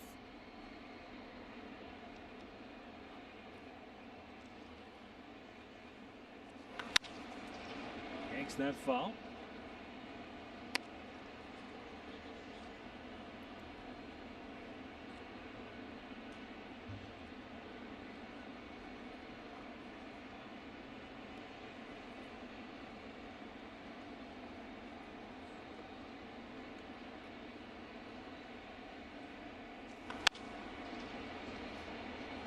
Got that one upstairs. Sure did. He was laughing at something, but he still swung it.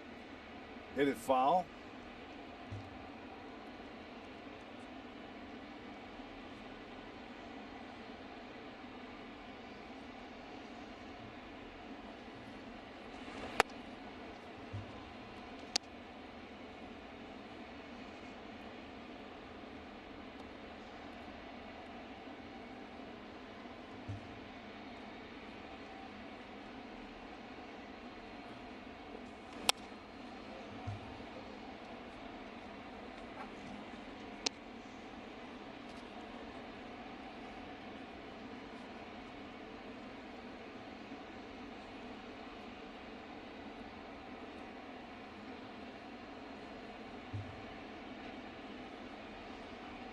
And the 1-2, they want to go upstairs, and he gets up on top of it again. Staying alive.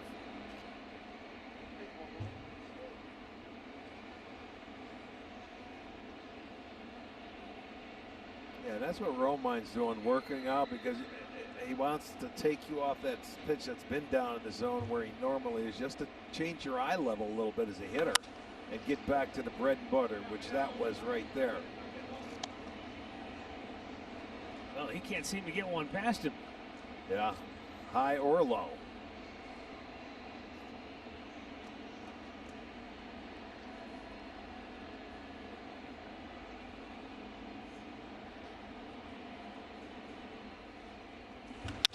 There's a solid line drive toward left, but it's right at Kristen Stewart.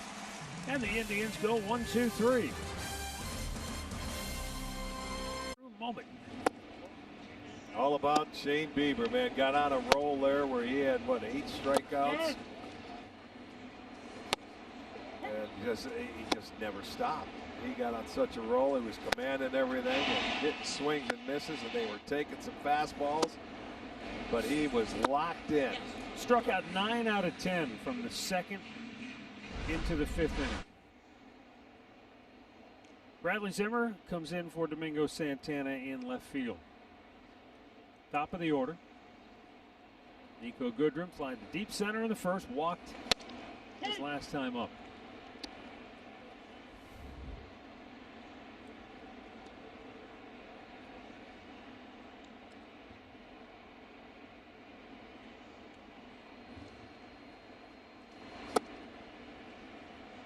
Changeup, curveball, another 0-2 count.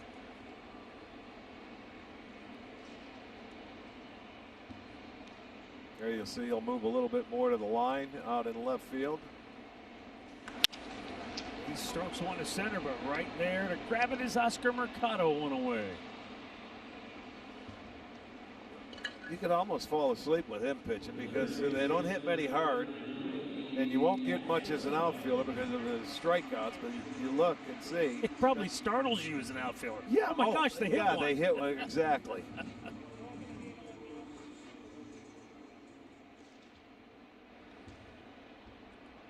Willie Castro 0 for 2.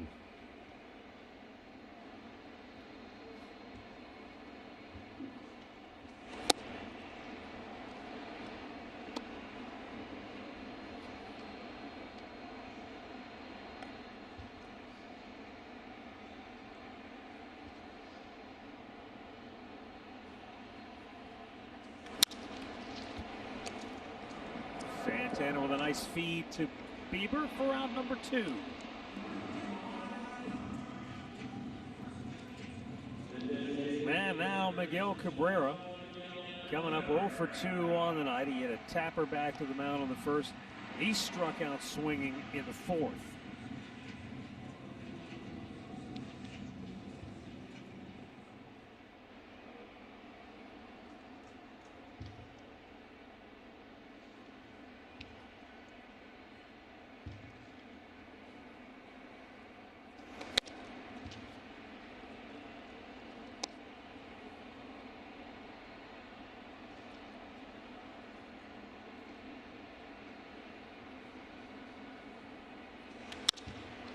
Weak ground ball to Lindor. Tigers go 1, 2, 3, 6 in the books. Indians 3, Tigers nothing. By Wendy's, get your small frosty chino for $1 with a purchase all day. And by Chevy, get behind the wheel of a new Chevrolet and find new roads again.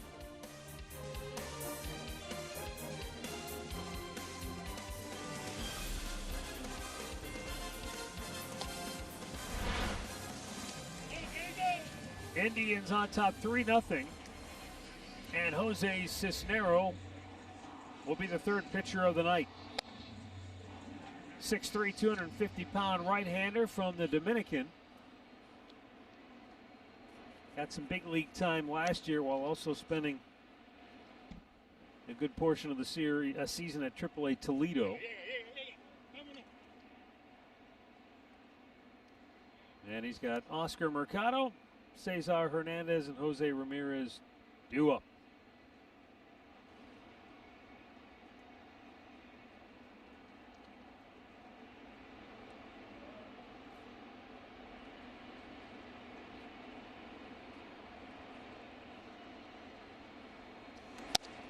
Fastball, slider, and a change primarily for Cisnero. You saw that fastball 97. That's about what they say he tops out at. Well, I hope so. You don't want to see it much harder than that.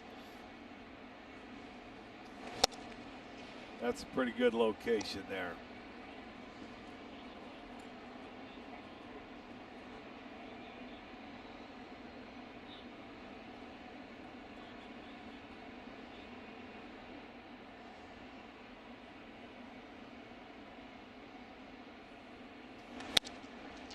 Just missed outside.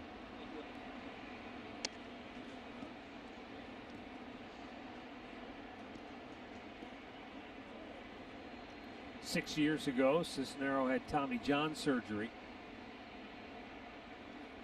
He made it to the big leagues with the Astros back in 2013. Then the Tommy John surgery derailed his career, and now appears to be back to full strength with the Tigers.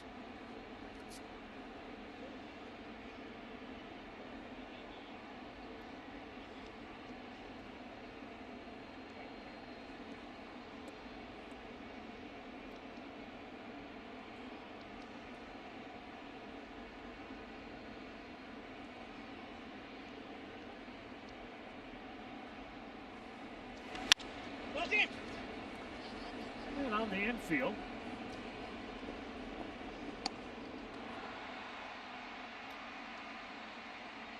get a word right here from Spectre Mobile. Spectrum Mobile. Unlimited talk, text, and data. Just $45. Matt Underwood, Rick Manning, Andre Nutt with you. Indians up 3-0. We're in the 7th inning. Cesar Hernandez 1 for 3. That means he's reached safely now in 19 of the 20 games he's played this year. Yeah, been very consistent.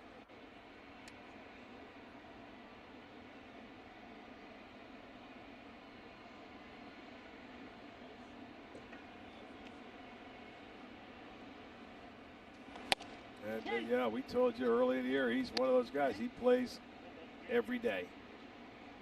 He's like Ramirez. He's like Santana. Lindor. 161 games last year.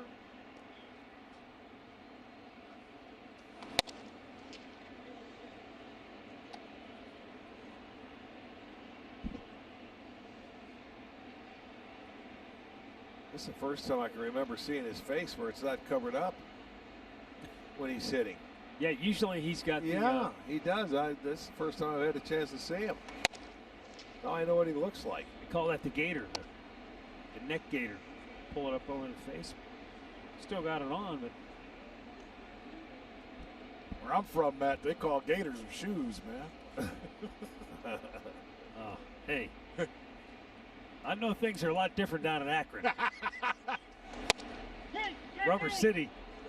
Yeah, buddy. But you're right, Arch. I had a neighbor say to me, "What does Hernandez look like?" I know. I'm telling you, it's the first time I've actually had a good look at his face. It's been up every time I recall. And he's a quiet guy, and obviously with how different this year has been, he's this new addition that we don't know a lot about. Yeah. And he only signed a 1-year deal. You never know if he'll be back next year. I was going to say he'd be one of the only guys that could play for the Indians for a year. You don't know what he looks like. Be in and out, nobody will know who he But he has fit well in that infield. Oh, man. Oh, my goodness.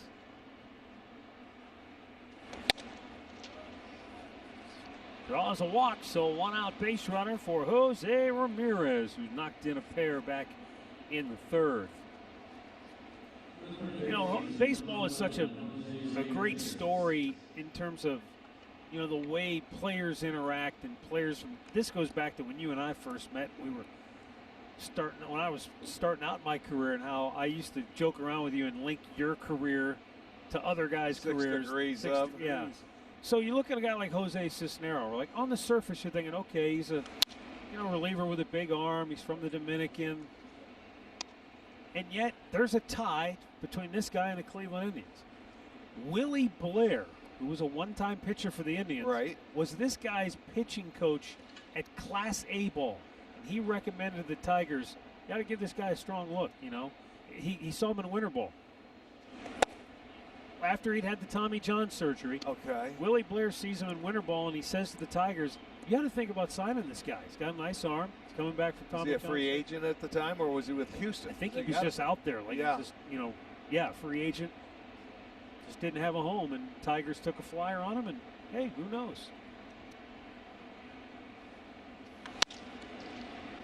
And wasn't Willie Blair the guy that got drilled by Julio Franco, too? And Yep. Yes. Yeah. I was debating about bringing that part up. Yeah. I was going to mention that because it was on the mound. I think it was 95 or 96 in Cleveland. That was, oh my goodness, horrible.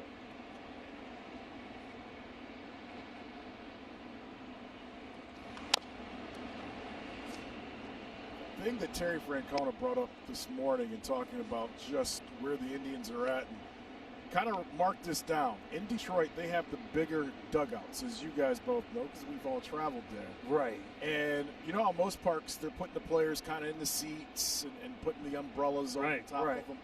Well, in Detroit, they've been able, because their dugouts were built so big, they've been able to put separators, and you can put your entire team like normal in your dugouts. Wow. I heard him say that, Andre.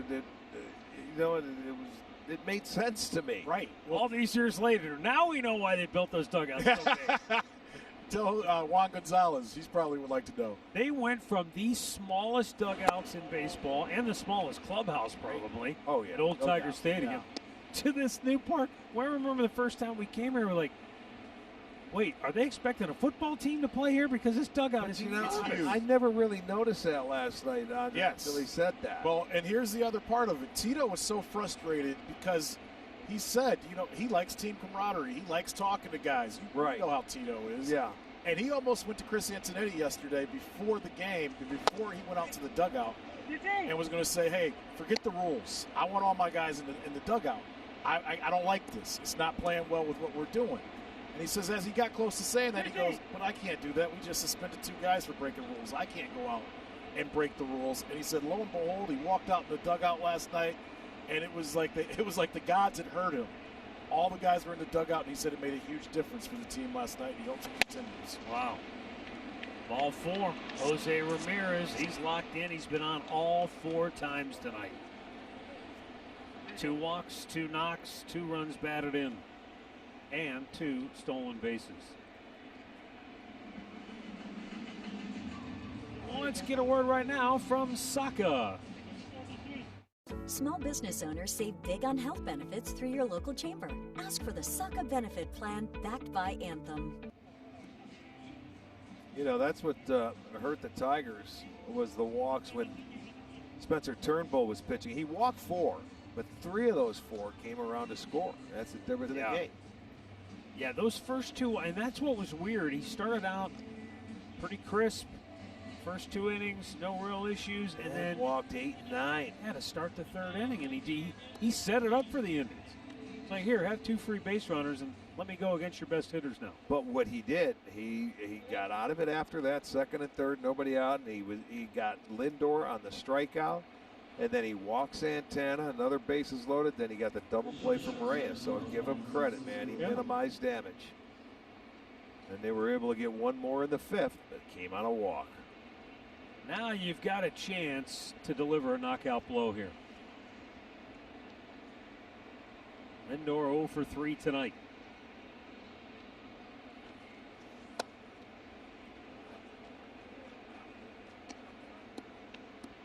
Well, right now, you sit on the fastball, but you make him get it in the strike zone. He hasn't proven that he can throw anything else that he would trust to me.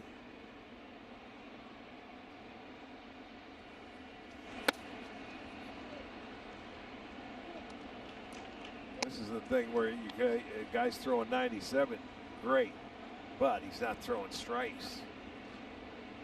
Has 1 out. It's a 22 pitch inning, and he's walked the last 2 batters, and he's behind Lindor 2-0.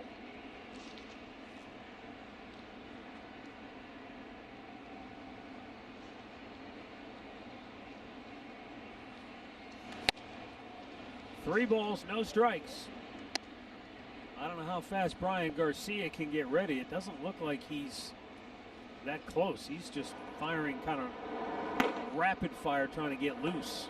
Well, he may have 1 more hitter if he loses Lindor to get loose, but he better hurry.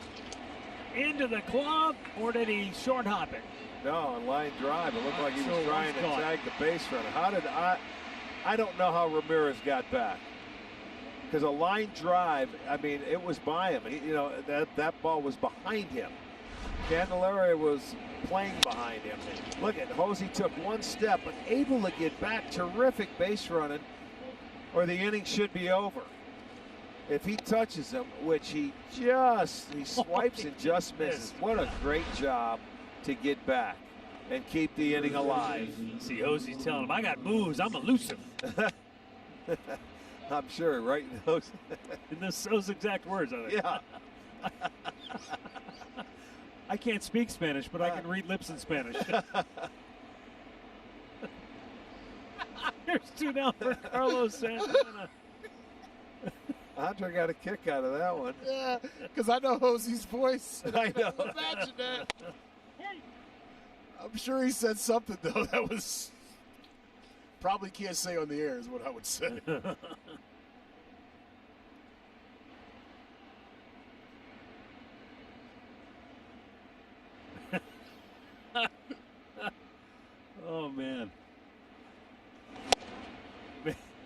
told Candelario, La Tortuga. There you go. There you go. There you go. It is amazing, once again, Santana and fastballs. I know that was 98, but we just never have seen him miss fastballs, guys.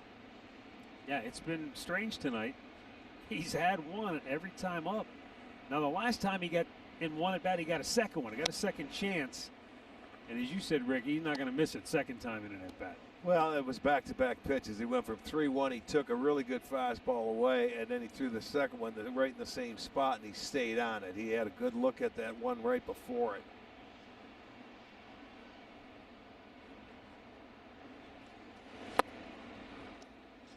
Struck him out. Indians strand a pair. Stretch time in Detroit. It remains 3-0 Cleveland. Tonight, he's got the 4, 5, and 6 hitters due up for Detroit.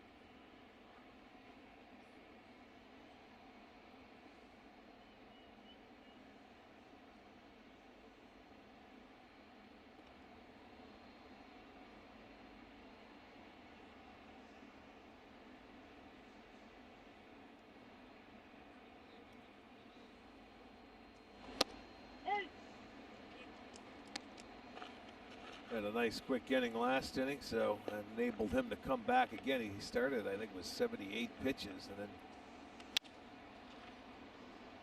got out of there and comes back again. 0-2. I don't know how many times I've said that tonight. It had to be at least a dozen.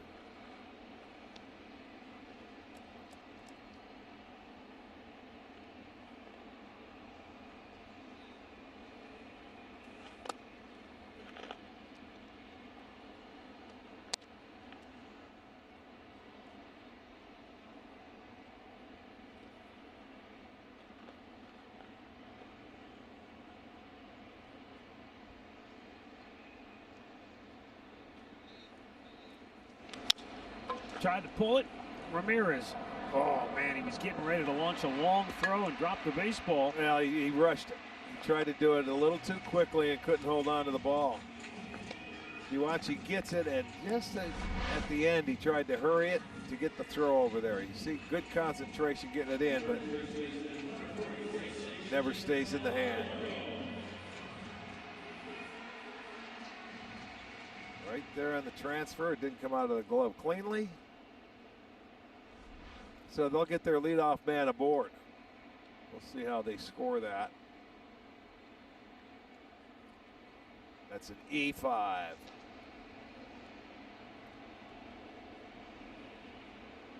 Well, as dominant as Bieber has been, the Tigers have to feel like they've still got an opportunity because it's only a 3-run game. Yeah, they're in the game, absolutely. They're only in the 7th inning.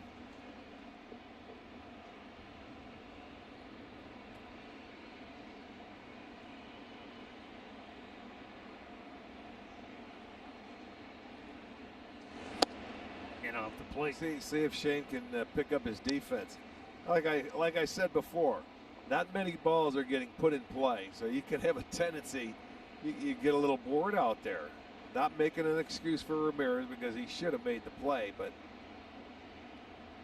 he has been, there's not a lot of action when he's on the mound. Two that get a lot of work are Bieber on every pitch and Sandy Leon, who's doing the catching in on every pitch.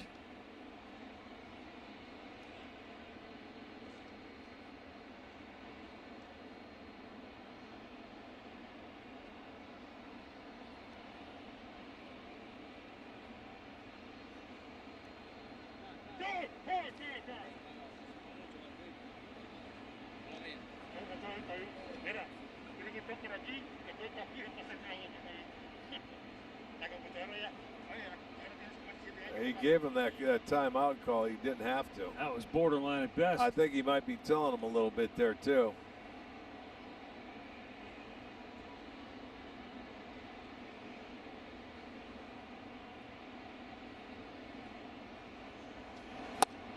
Tried to hold up, but he went around and strikes him out. 11th strikeout of the night for Shane Bieber.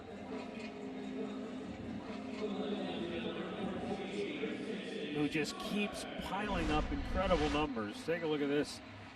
First 5 starts of a season since 1906. He's up there again. Nolan Ryan, Randy Youngson, and Pedro Martinez. You know, and when you going into this year, you knew Shane Bieber could strike guys out, but you didn't know it'd be at a clip like he's been doing it. Now, and he's still learning. Matt asked a question earlier, and I don't want to take away from Bieber. But, Rick, do we take anything into account? Now, all those other guys were great strikeout pitchers, and Bieber is showing that he is. But do you think how guys go about their approach of hitting in 2020 plays into this at all? I'm asking. I'm not saying it. Well, they don't. They don't shorten up on the bat or try to put it in play like they used to. If that's what you're asking. Yes. You know, I mean that has changed a little bit. I mean, but he's making some quality pitches. I don't care. You could even try to put it in play, and I don't think some of these guys can. So you would say if this was 1985, he'd be doing the same thing? Yes. Okay. I do. You just watch the locations. I mean, yes, I think he could pitch in any era, Gotcha. in my opinion, and it would be no different. And I agree with you. That was the only thing I could think the way of. he's commanding it. It's unbelievable. He's ahead of everybody. He expands their strike zones. He does it every start. I mean, he had an off start last time. His last start, he gave up 3 runs. Well, jam shot, muscled as it in, stopping at second is Scope. And I know we didn't do that game, Arch, but I want to say he gave up home runs to lead off batters early in the count. Yeah, I mean, but you know when you're around the plate and you're throwing strikes, you're going to give up some home runs. But they're solo home runs. Right. They don't do a lot of damage. I mean, he left trailing that game 3-2, but they got him off the hook. That's the game they won in extra innings last Sunday night. But no, Bieber, he can pitch in any era with his stuff. There's no question about it. Ground ball is short. The Lindor to Hernandez on the first. It's an inning-ending double play. Oh, doctor. Right on time. 7 scoreless for Shane Bieber.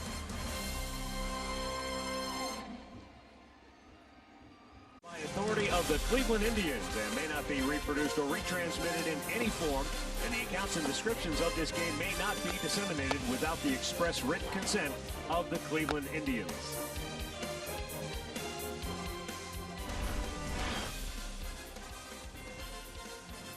It's a 3-0 Indians lead, and we're in the 8th inning now.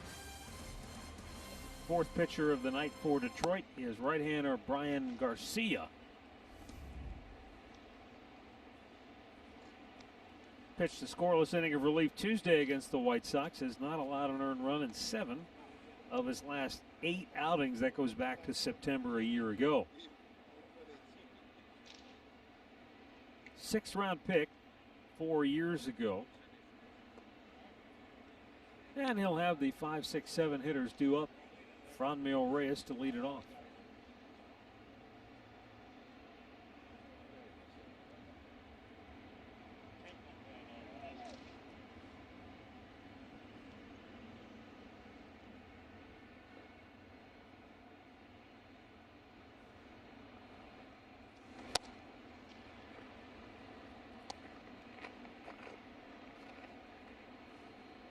Franmil bounced to third in the 2nd inning.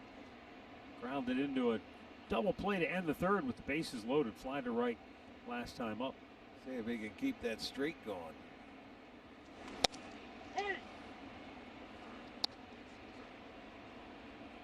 Working on a 7-game hitting streak now.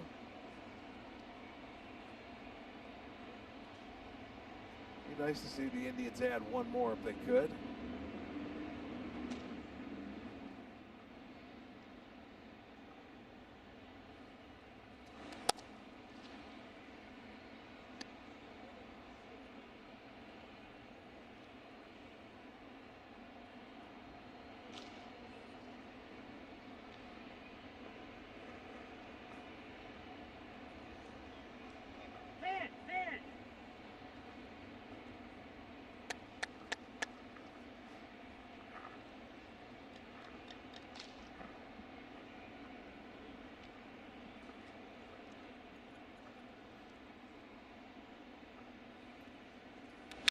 2-1. Oh, he had one.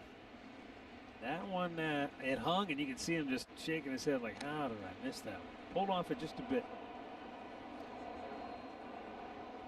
So Whitgren up in the Indians bullpen.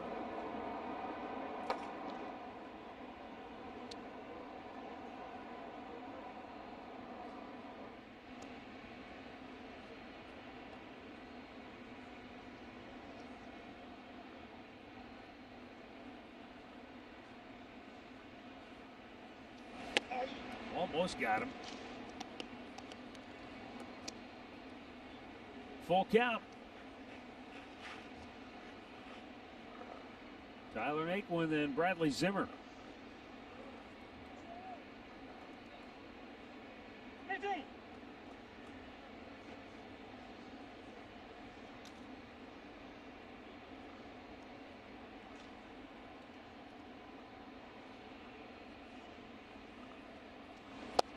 And he walked him.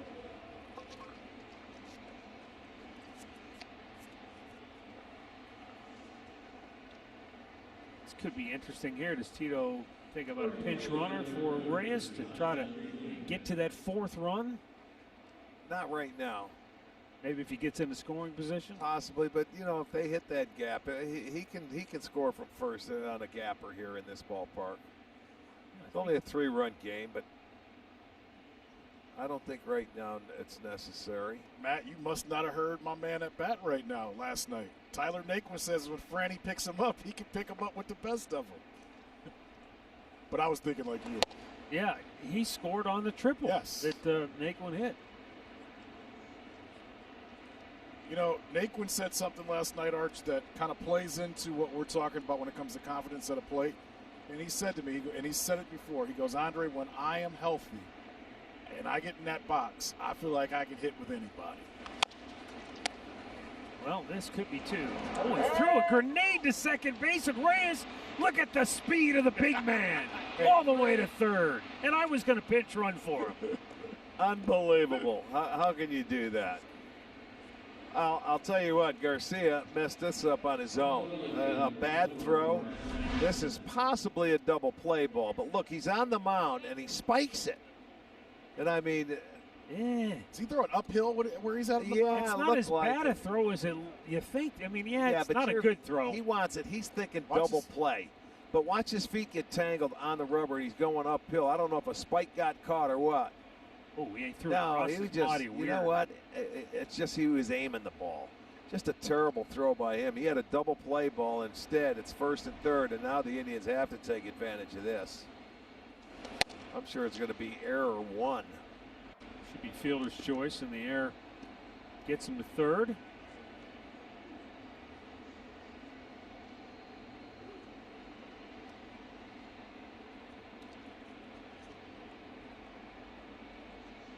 Well, it's gift wrapped.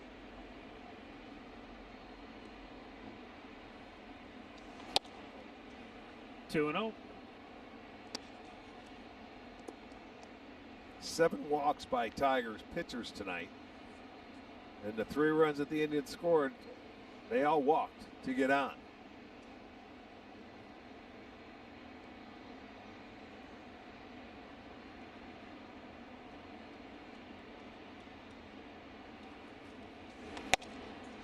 And he hasn't really come close.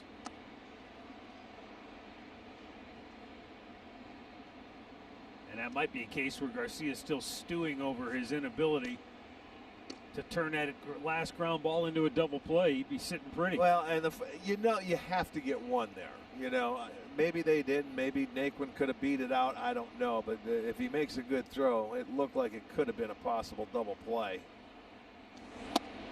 Wow, walked him on 4 straight, and they're loaded. And just now a right-hander grabs a baseball in the Tiger bullpen. And out comes Rick Anderson once again.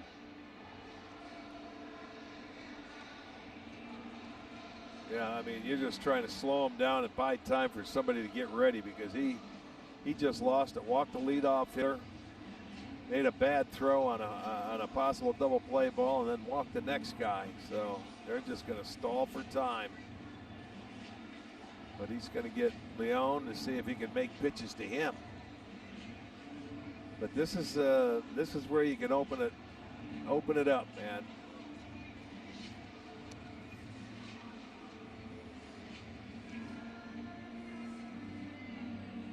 I want to see how they play here in the infield. You know, with nobody out to cut off the run at home plate, or we'll see. I'll say this too, Sandy Leon, going back to last night, these are the best 2 games he's had at the plate. He walked his last 2 plate appearances last night, walked first time up here tonight, then doubled into the right field corner in the 4th, hit a line drive to left for an out last time up. So let's see if he can open this baby up with a base hit.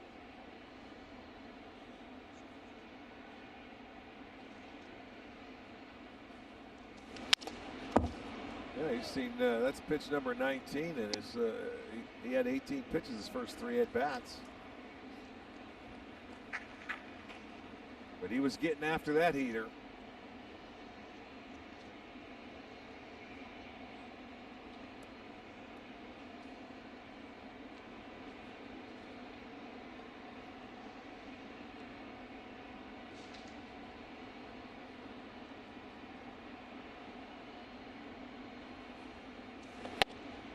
Upstairs.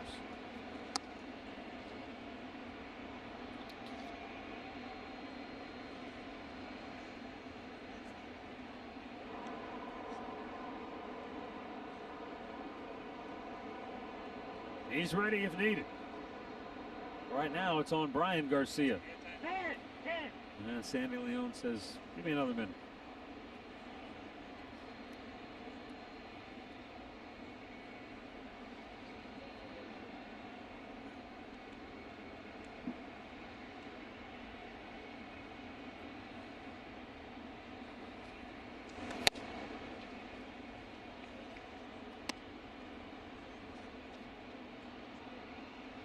That's the difference in this game. Pirates or Tigers pitchers balling behind in counts and walking people, as opposed to on the other side, Shane Bieber pounding the strike zone and ahead of the hitters and expanding it. Big difference. Popped him up in foul territory behind the plate. And it's held on to by Romine. 1 down.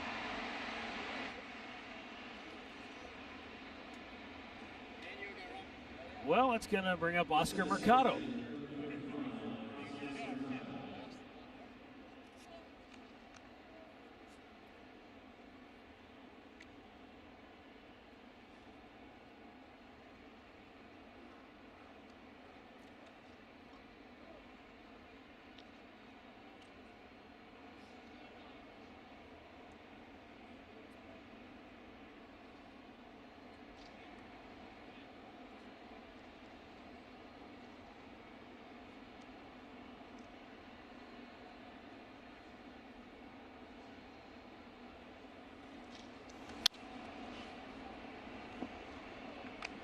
Off his fastball, 0-1. He got after that first pitch.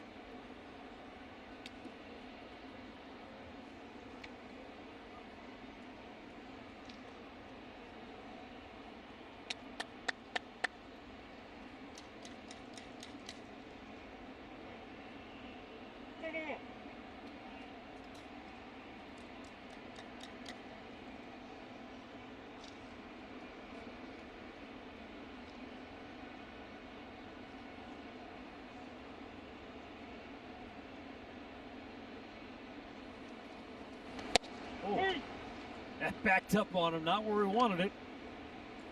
But Mercado wasn't looking for it. And now he's in the hole 0-2.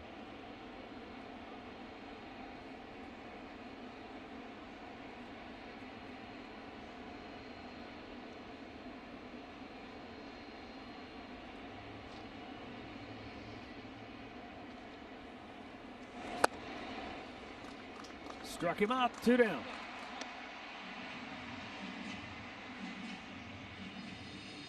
Well, you get ahead. There you go. He had him down 0-2, and what happens? You throw the slider down and away, and he chases a bad pitch out of the zone.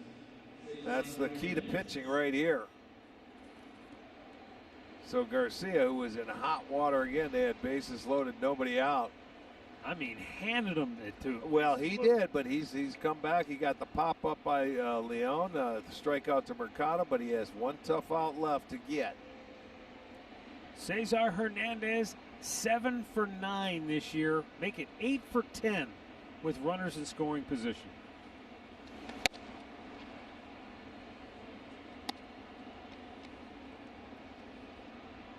This is what we always talk about. You know, does it matter who hits leadoff? Because once you lead off after the first time, you're not the leadoff man anymore.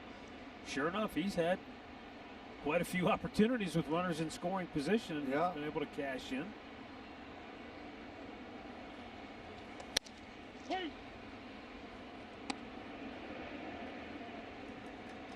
Carlos Santana batting cleanup has 4 RBI. Hernandez, your leadoff man, has 7.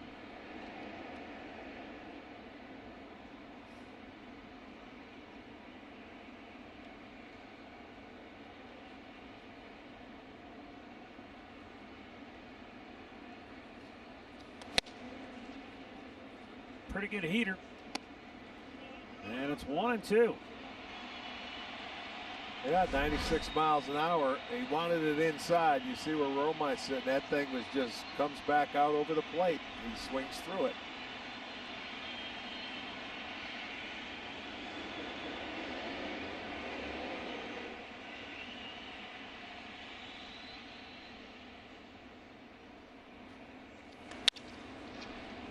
To center field, pretty well struck back is Reyes, and he runs it down on the track. Indians leave him loaded. They've left 10 men on base tonight. Brought to you by Conrad's Tire Express and Total Car Care. Alan Jensen going to wrap up what we hope is another Indians victory, trying to make it 19 in a row against Detroit. Nick Whitgren on to pitch the 8th. Shane Bieber, another sparkling performance tonight.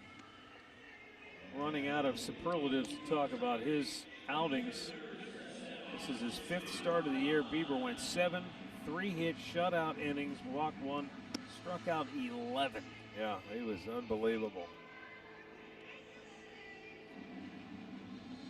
Well, and you turn it over to your bullpen for 6 outs. I mean, that's done by design. That's the best case scenario, and the Indian starters have done that pretty much all season long in the first 21 games. Let's put it that way. Only time they did not is against the Cubbies.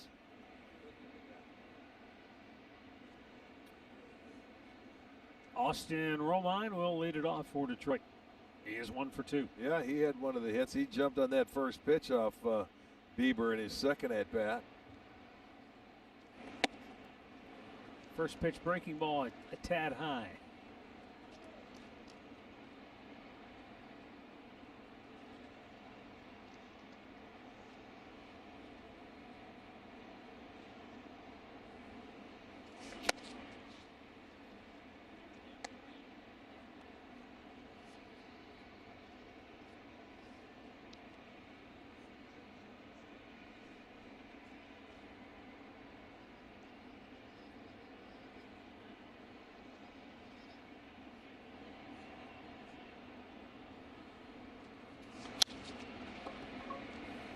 Foul ball, lost the bat.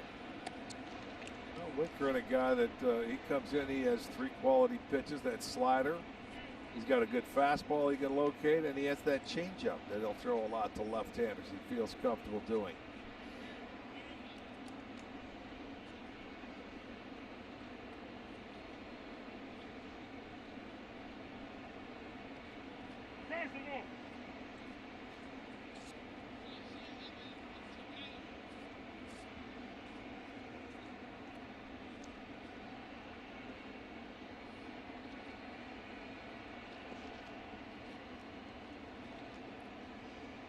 Whitgren ready. And the 1-2. Out of play.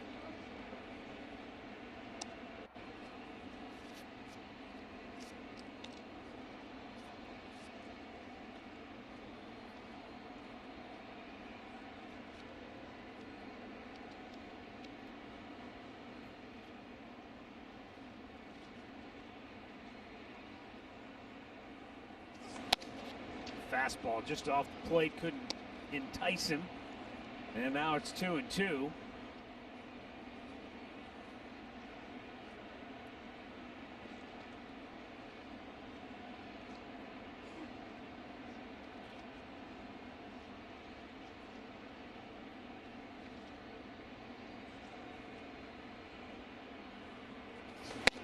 Blew it by him. I think back in his mind, he thought he was going to get that breaking ball after that fastball away. Well, tonight's storylines. Score 4. Indians are 8-0. But they Forgot you had Bieber on the mound tonight. yeah, where's the score 4 win 8? Took that off the storylines, huh? Some things change. He tricked us.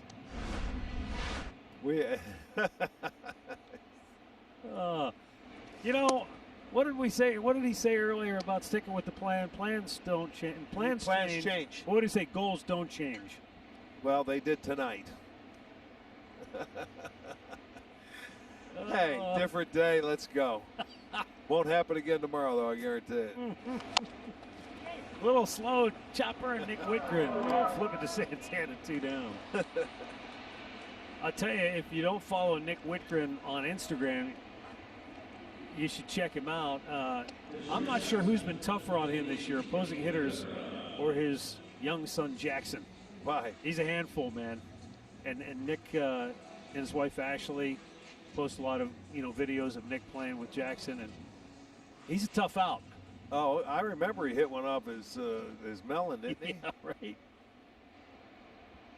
That was last year. Was it spring training or Spring training? Yeah. Yeah, I remember you guys showing that. But he's still posting.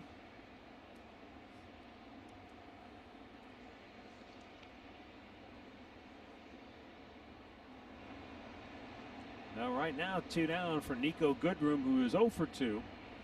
Twice has hit the ball hard to center field, but nothing to show for it. He walked, stole a base, was stranded at third base way back in the 3rd inning.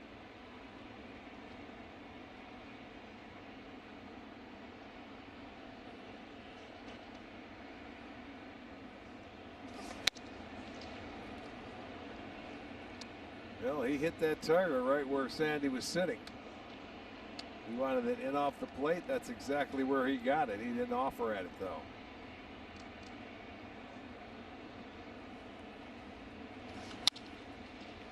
By the way, I know a lot of fans have been asking, and they don't listen to every single minute of every game, wondering about the status of Roberto Perez. Sounds like he will rejoin the club Tuesday in Pittsburgh.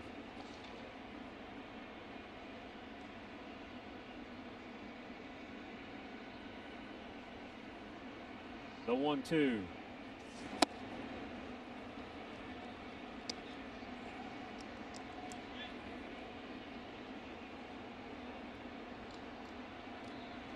Sandy Leon has really kind of taken over the catching duties with Roberto out of the lineup. He and Bo Taylor were kind of splitting time initially, but Leon has handled the lion's share of the catching duties. And look, we understand the way the Indians have it set up. You catch, you work the pitchers, that's all. Oh, yeah. Anything else will that's bonus. Well, normally you don't sit around this long, or he's getting an opportunity to play most of the time. And boy, nice work by Nick Whitgren. They go 1, 2, 3. We go to the 9th. 3-0 Cleveland. All 4 times in the ballgame. Started with a single. Then he drove in 2 after he stole a base. That led to nothing. Then he drove in a pair in the 3rd inning with this double to right field. And he walked and stole a base in the 5th inning. Came around to score, and that was the last run in this game. Yeah, he's been on base every time, making a left turns and stealing some bags. Fastball a little low. New pitcher is Ronnie Garcia. Right-hander out of the Dominican. Made his Major League debut A couple of weeks ago, Tigers grabbed him from the Yankees organization in the Rule 5 draft back in December.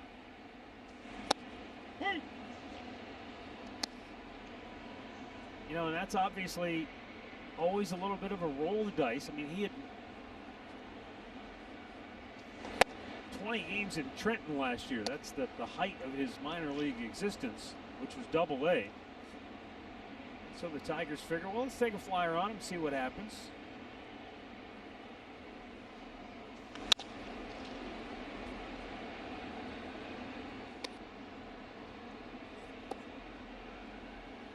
Don't know long-term what Detroit's thinking, but he had not pitched a game out of the bullpen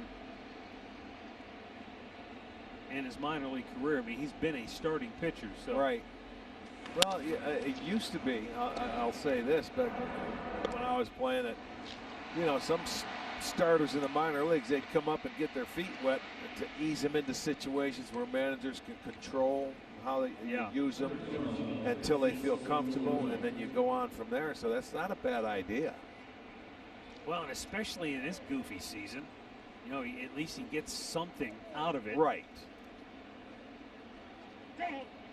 I mean, if you can pitch and throw strikes, that's all it is. It doesn't matter if you're a starter coming out of the bullpen. I mean, you can adjust.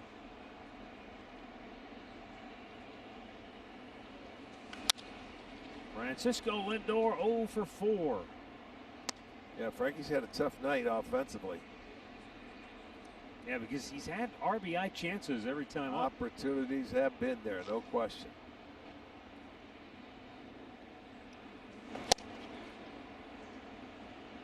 And he's been susceptible to that fastball tonight. They've been able to throw it by him upstairs all night long. And change up down. See, he's pretty much swinging at everything.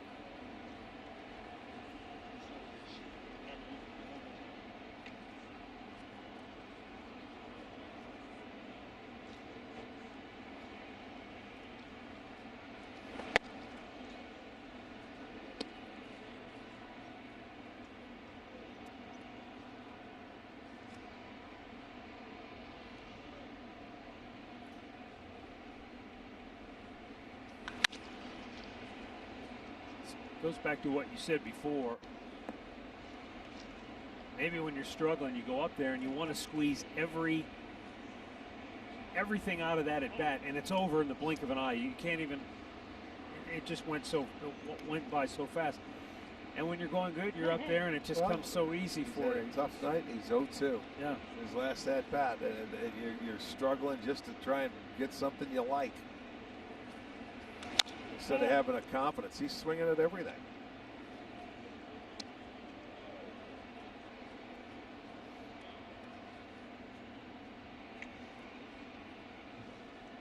When you're in a good groove, you're not afraid to hit with 2 strikes.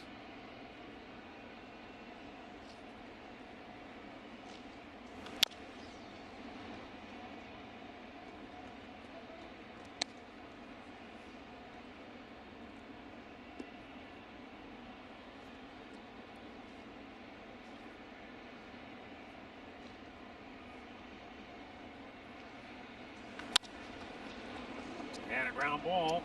Nice diving stop. And Garcia beats him to the bag, 2 away.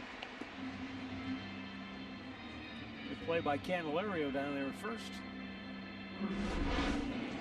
Yeah, he's going to his backhand side once he makes the catch and makes the throw, and Garcia able to get over there in time. So it's a 3-1. Good play by Candelario. So with 2 down, Carlos Santana to the plate. He drove in the last run of this ball game with a 2-out RBI double in the 5th.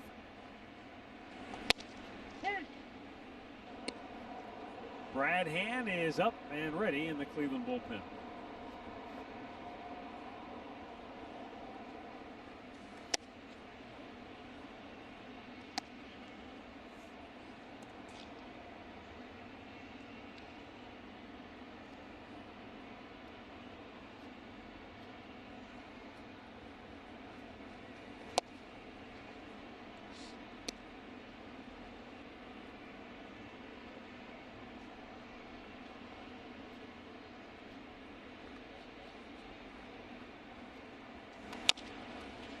Slow chopper right back to the mound.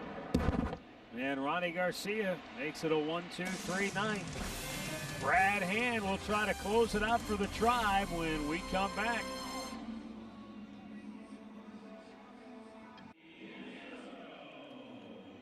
Indians on top 3-0. Bottom of the ninth inning. Brad Hand will come on for the Indians. He has 4 saves on the year.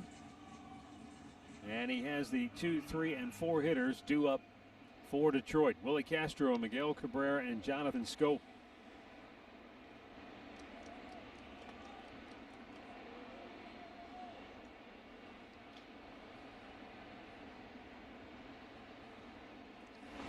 Normally you might say, hey, 3-run game, got your closer on. This should be automatic. But, you know, it's crazy to think that in the history of the Tigers franchise, only 2 other versions of the Detroit Tigers have hit more home runs through their first 17 games than this edition. Really? Yeah, they've hit 28 home runs as a team coming in to play tonight. The only other teams that hit more were the 06 team that went to the World Series with Craig Monroe, who hit 28, Brandon Inge, Marcus Thames, Maglio Ordonez.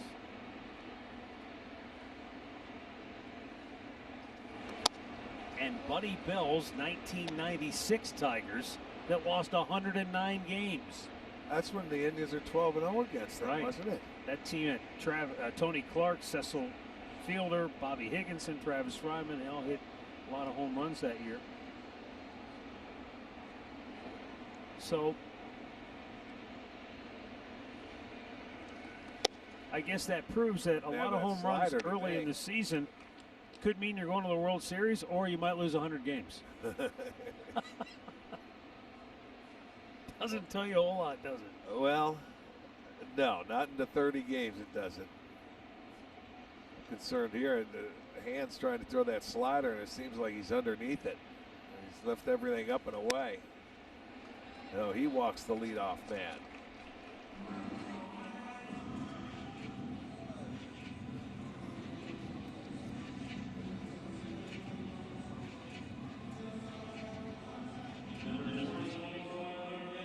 Miguel Cabrera and then Jonathan Scope.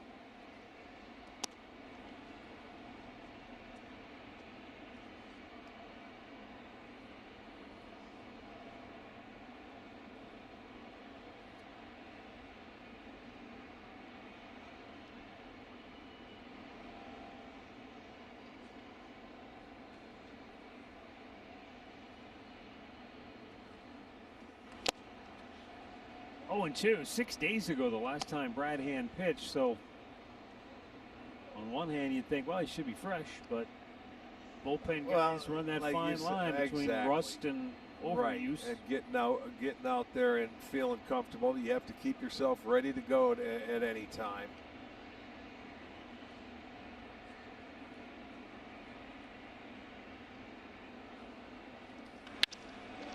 Line drive left field, caught by Zimmer, and back to first goes Willie Castro, 1 away. Boy, he hit that right on the nose, but right at Zimmer.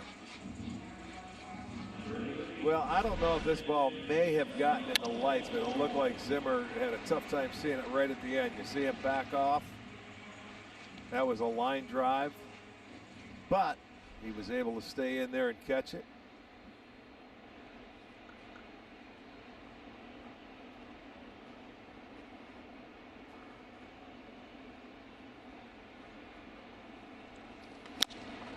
High chopper.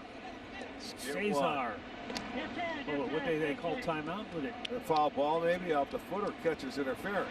Oh, again? That's the third time this year, second on Sandy. That's unbelievable. The last time he got hit on the arm when it was a catcher's interference, towards the elbow. The right now, let's see if it's a glove. Hard to tell, isn't it? But he looks back as soon as he swung the bat like something happened. Watch him if he gets out of the box. See, he's looking back. So he tipped the glove. Well, I think the Indians, Tito's asking maybe can he challenge this?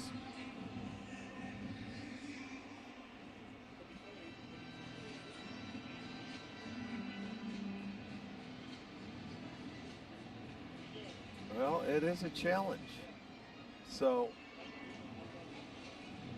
we'll see, but I did see the reaction of Scope go back there after. It's hard to tell from that camera angle. You just, I mean, that's almost like when a guy gets hit by the pitch. If it grazes him, it's tough to see, but it's the reaction of Leon that might be the telltale sign, but it doesn't look like it hits the glove, does it? No, but it goes to, I can't, it's too hard to tell, even when you slow it down. So the umpire called it, and we see the reaction of Scope after 2 steps out of the batter's box. So that would, if it stays and it remains as it is, which I bet it will, it'll be first and second with 1 out because they're off the headsets right now. It is catcher's interference. It's just really too tough to tell. But that's an awful lot of them. We've seen Sandy Leon have it. That's what, the 3rd time? I think it's the 3rd time. 2nd on Leon. 1 was on Bo Taylor. Okay, so Bo Taylor had 1 and Leon's got 2 now. But you're right. That last time at Leon, they hit him in the forearm. That was back in Cleveland, right? Yeah.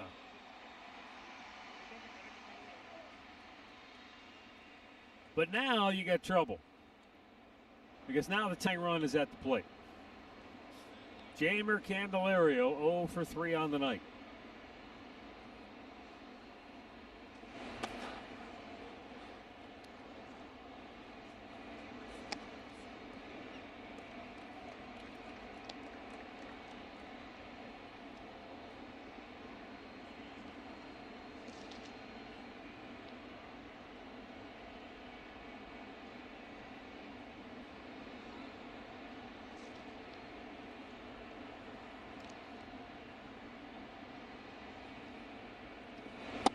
There's a good breaking ball in for a strike.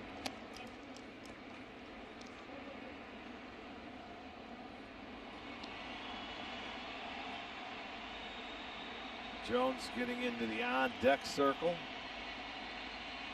Stewart was a scheduled hitter.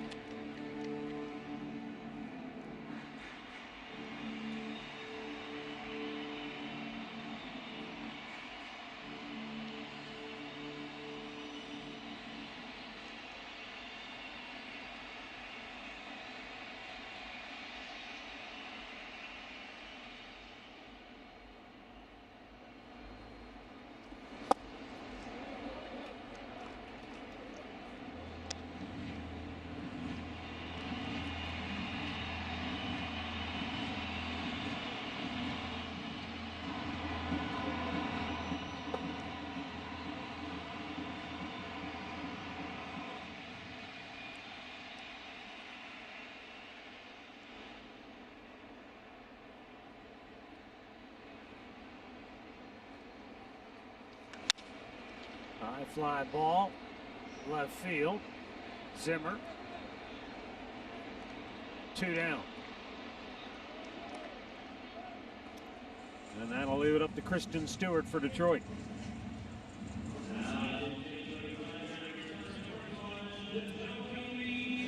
Jacoby Jones is going to pitch hit for him. All right.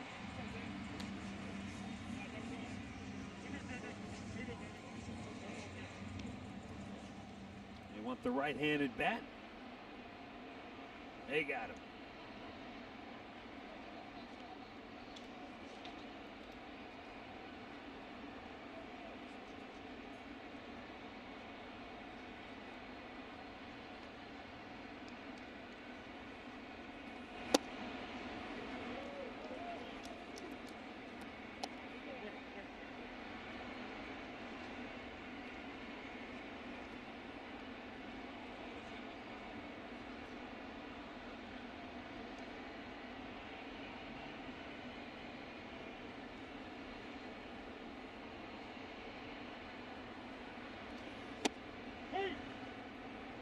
High breaking ball.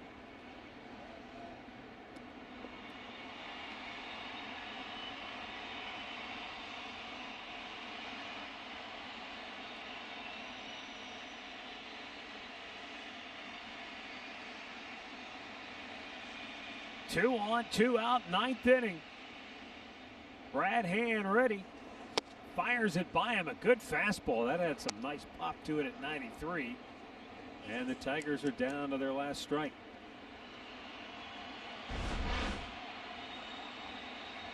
Well, there it is. He put a little something on that one, a little extra, and he located it very well.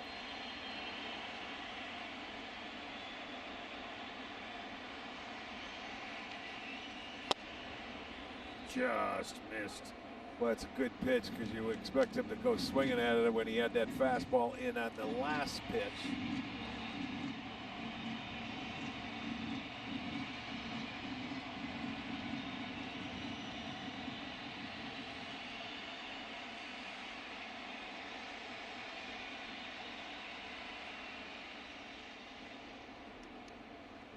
And the 2-2.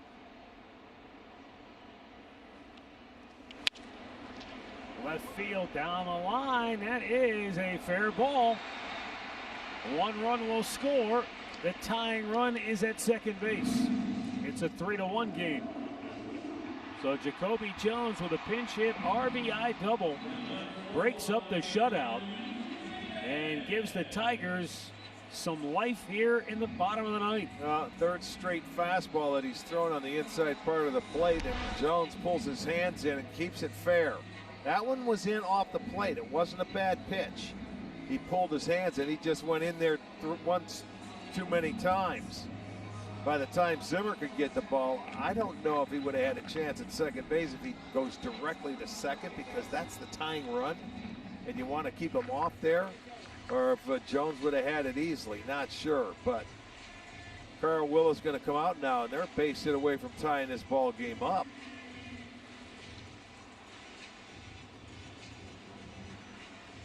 James Karinchak is up in the Cleveland pen, but he's just getting loose. He hasn't thrown a pitch from the pitching rubber yet. And just as I say that, he steps on that rubber and let's go. He says, let's fire one in there. He'll be ready in no time. Cameron Maben 0 for 3 tonight.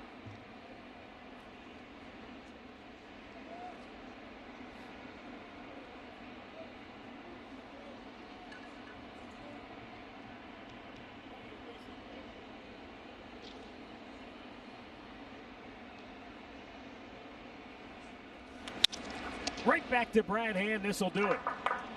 The lefty flips to first, and the Indians win again. That's 19 in a row over the Tigers. They've won the first two in the series and a chance to sweep tomorrow afternoon. The Tribe goes to 12-9 on the year. The Tigers are a 500 club now at 9-9. Shane Bieber, the winner, goes to 4-0. The save to Brad Hand, a dicey one, but it's his fifth. Losing pitcher is Spencer Turnbull. It's his first loss. He's 2-1.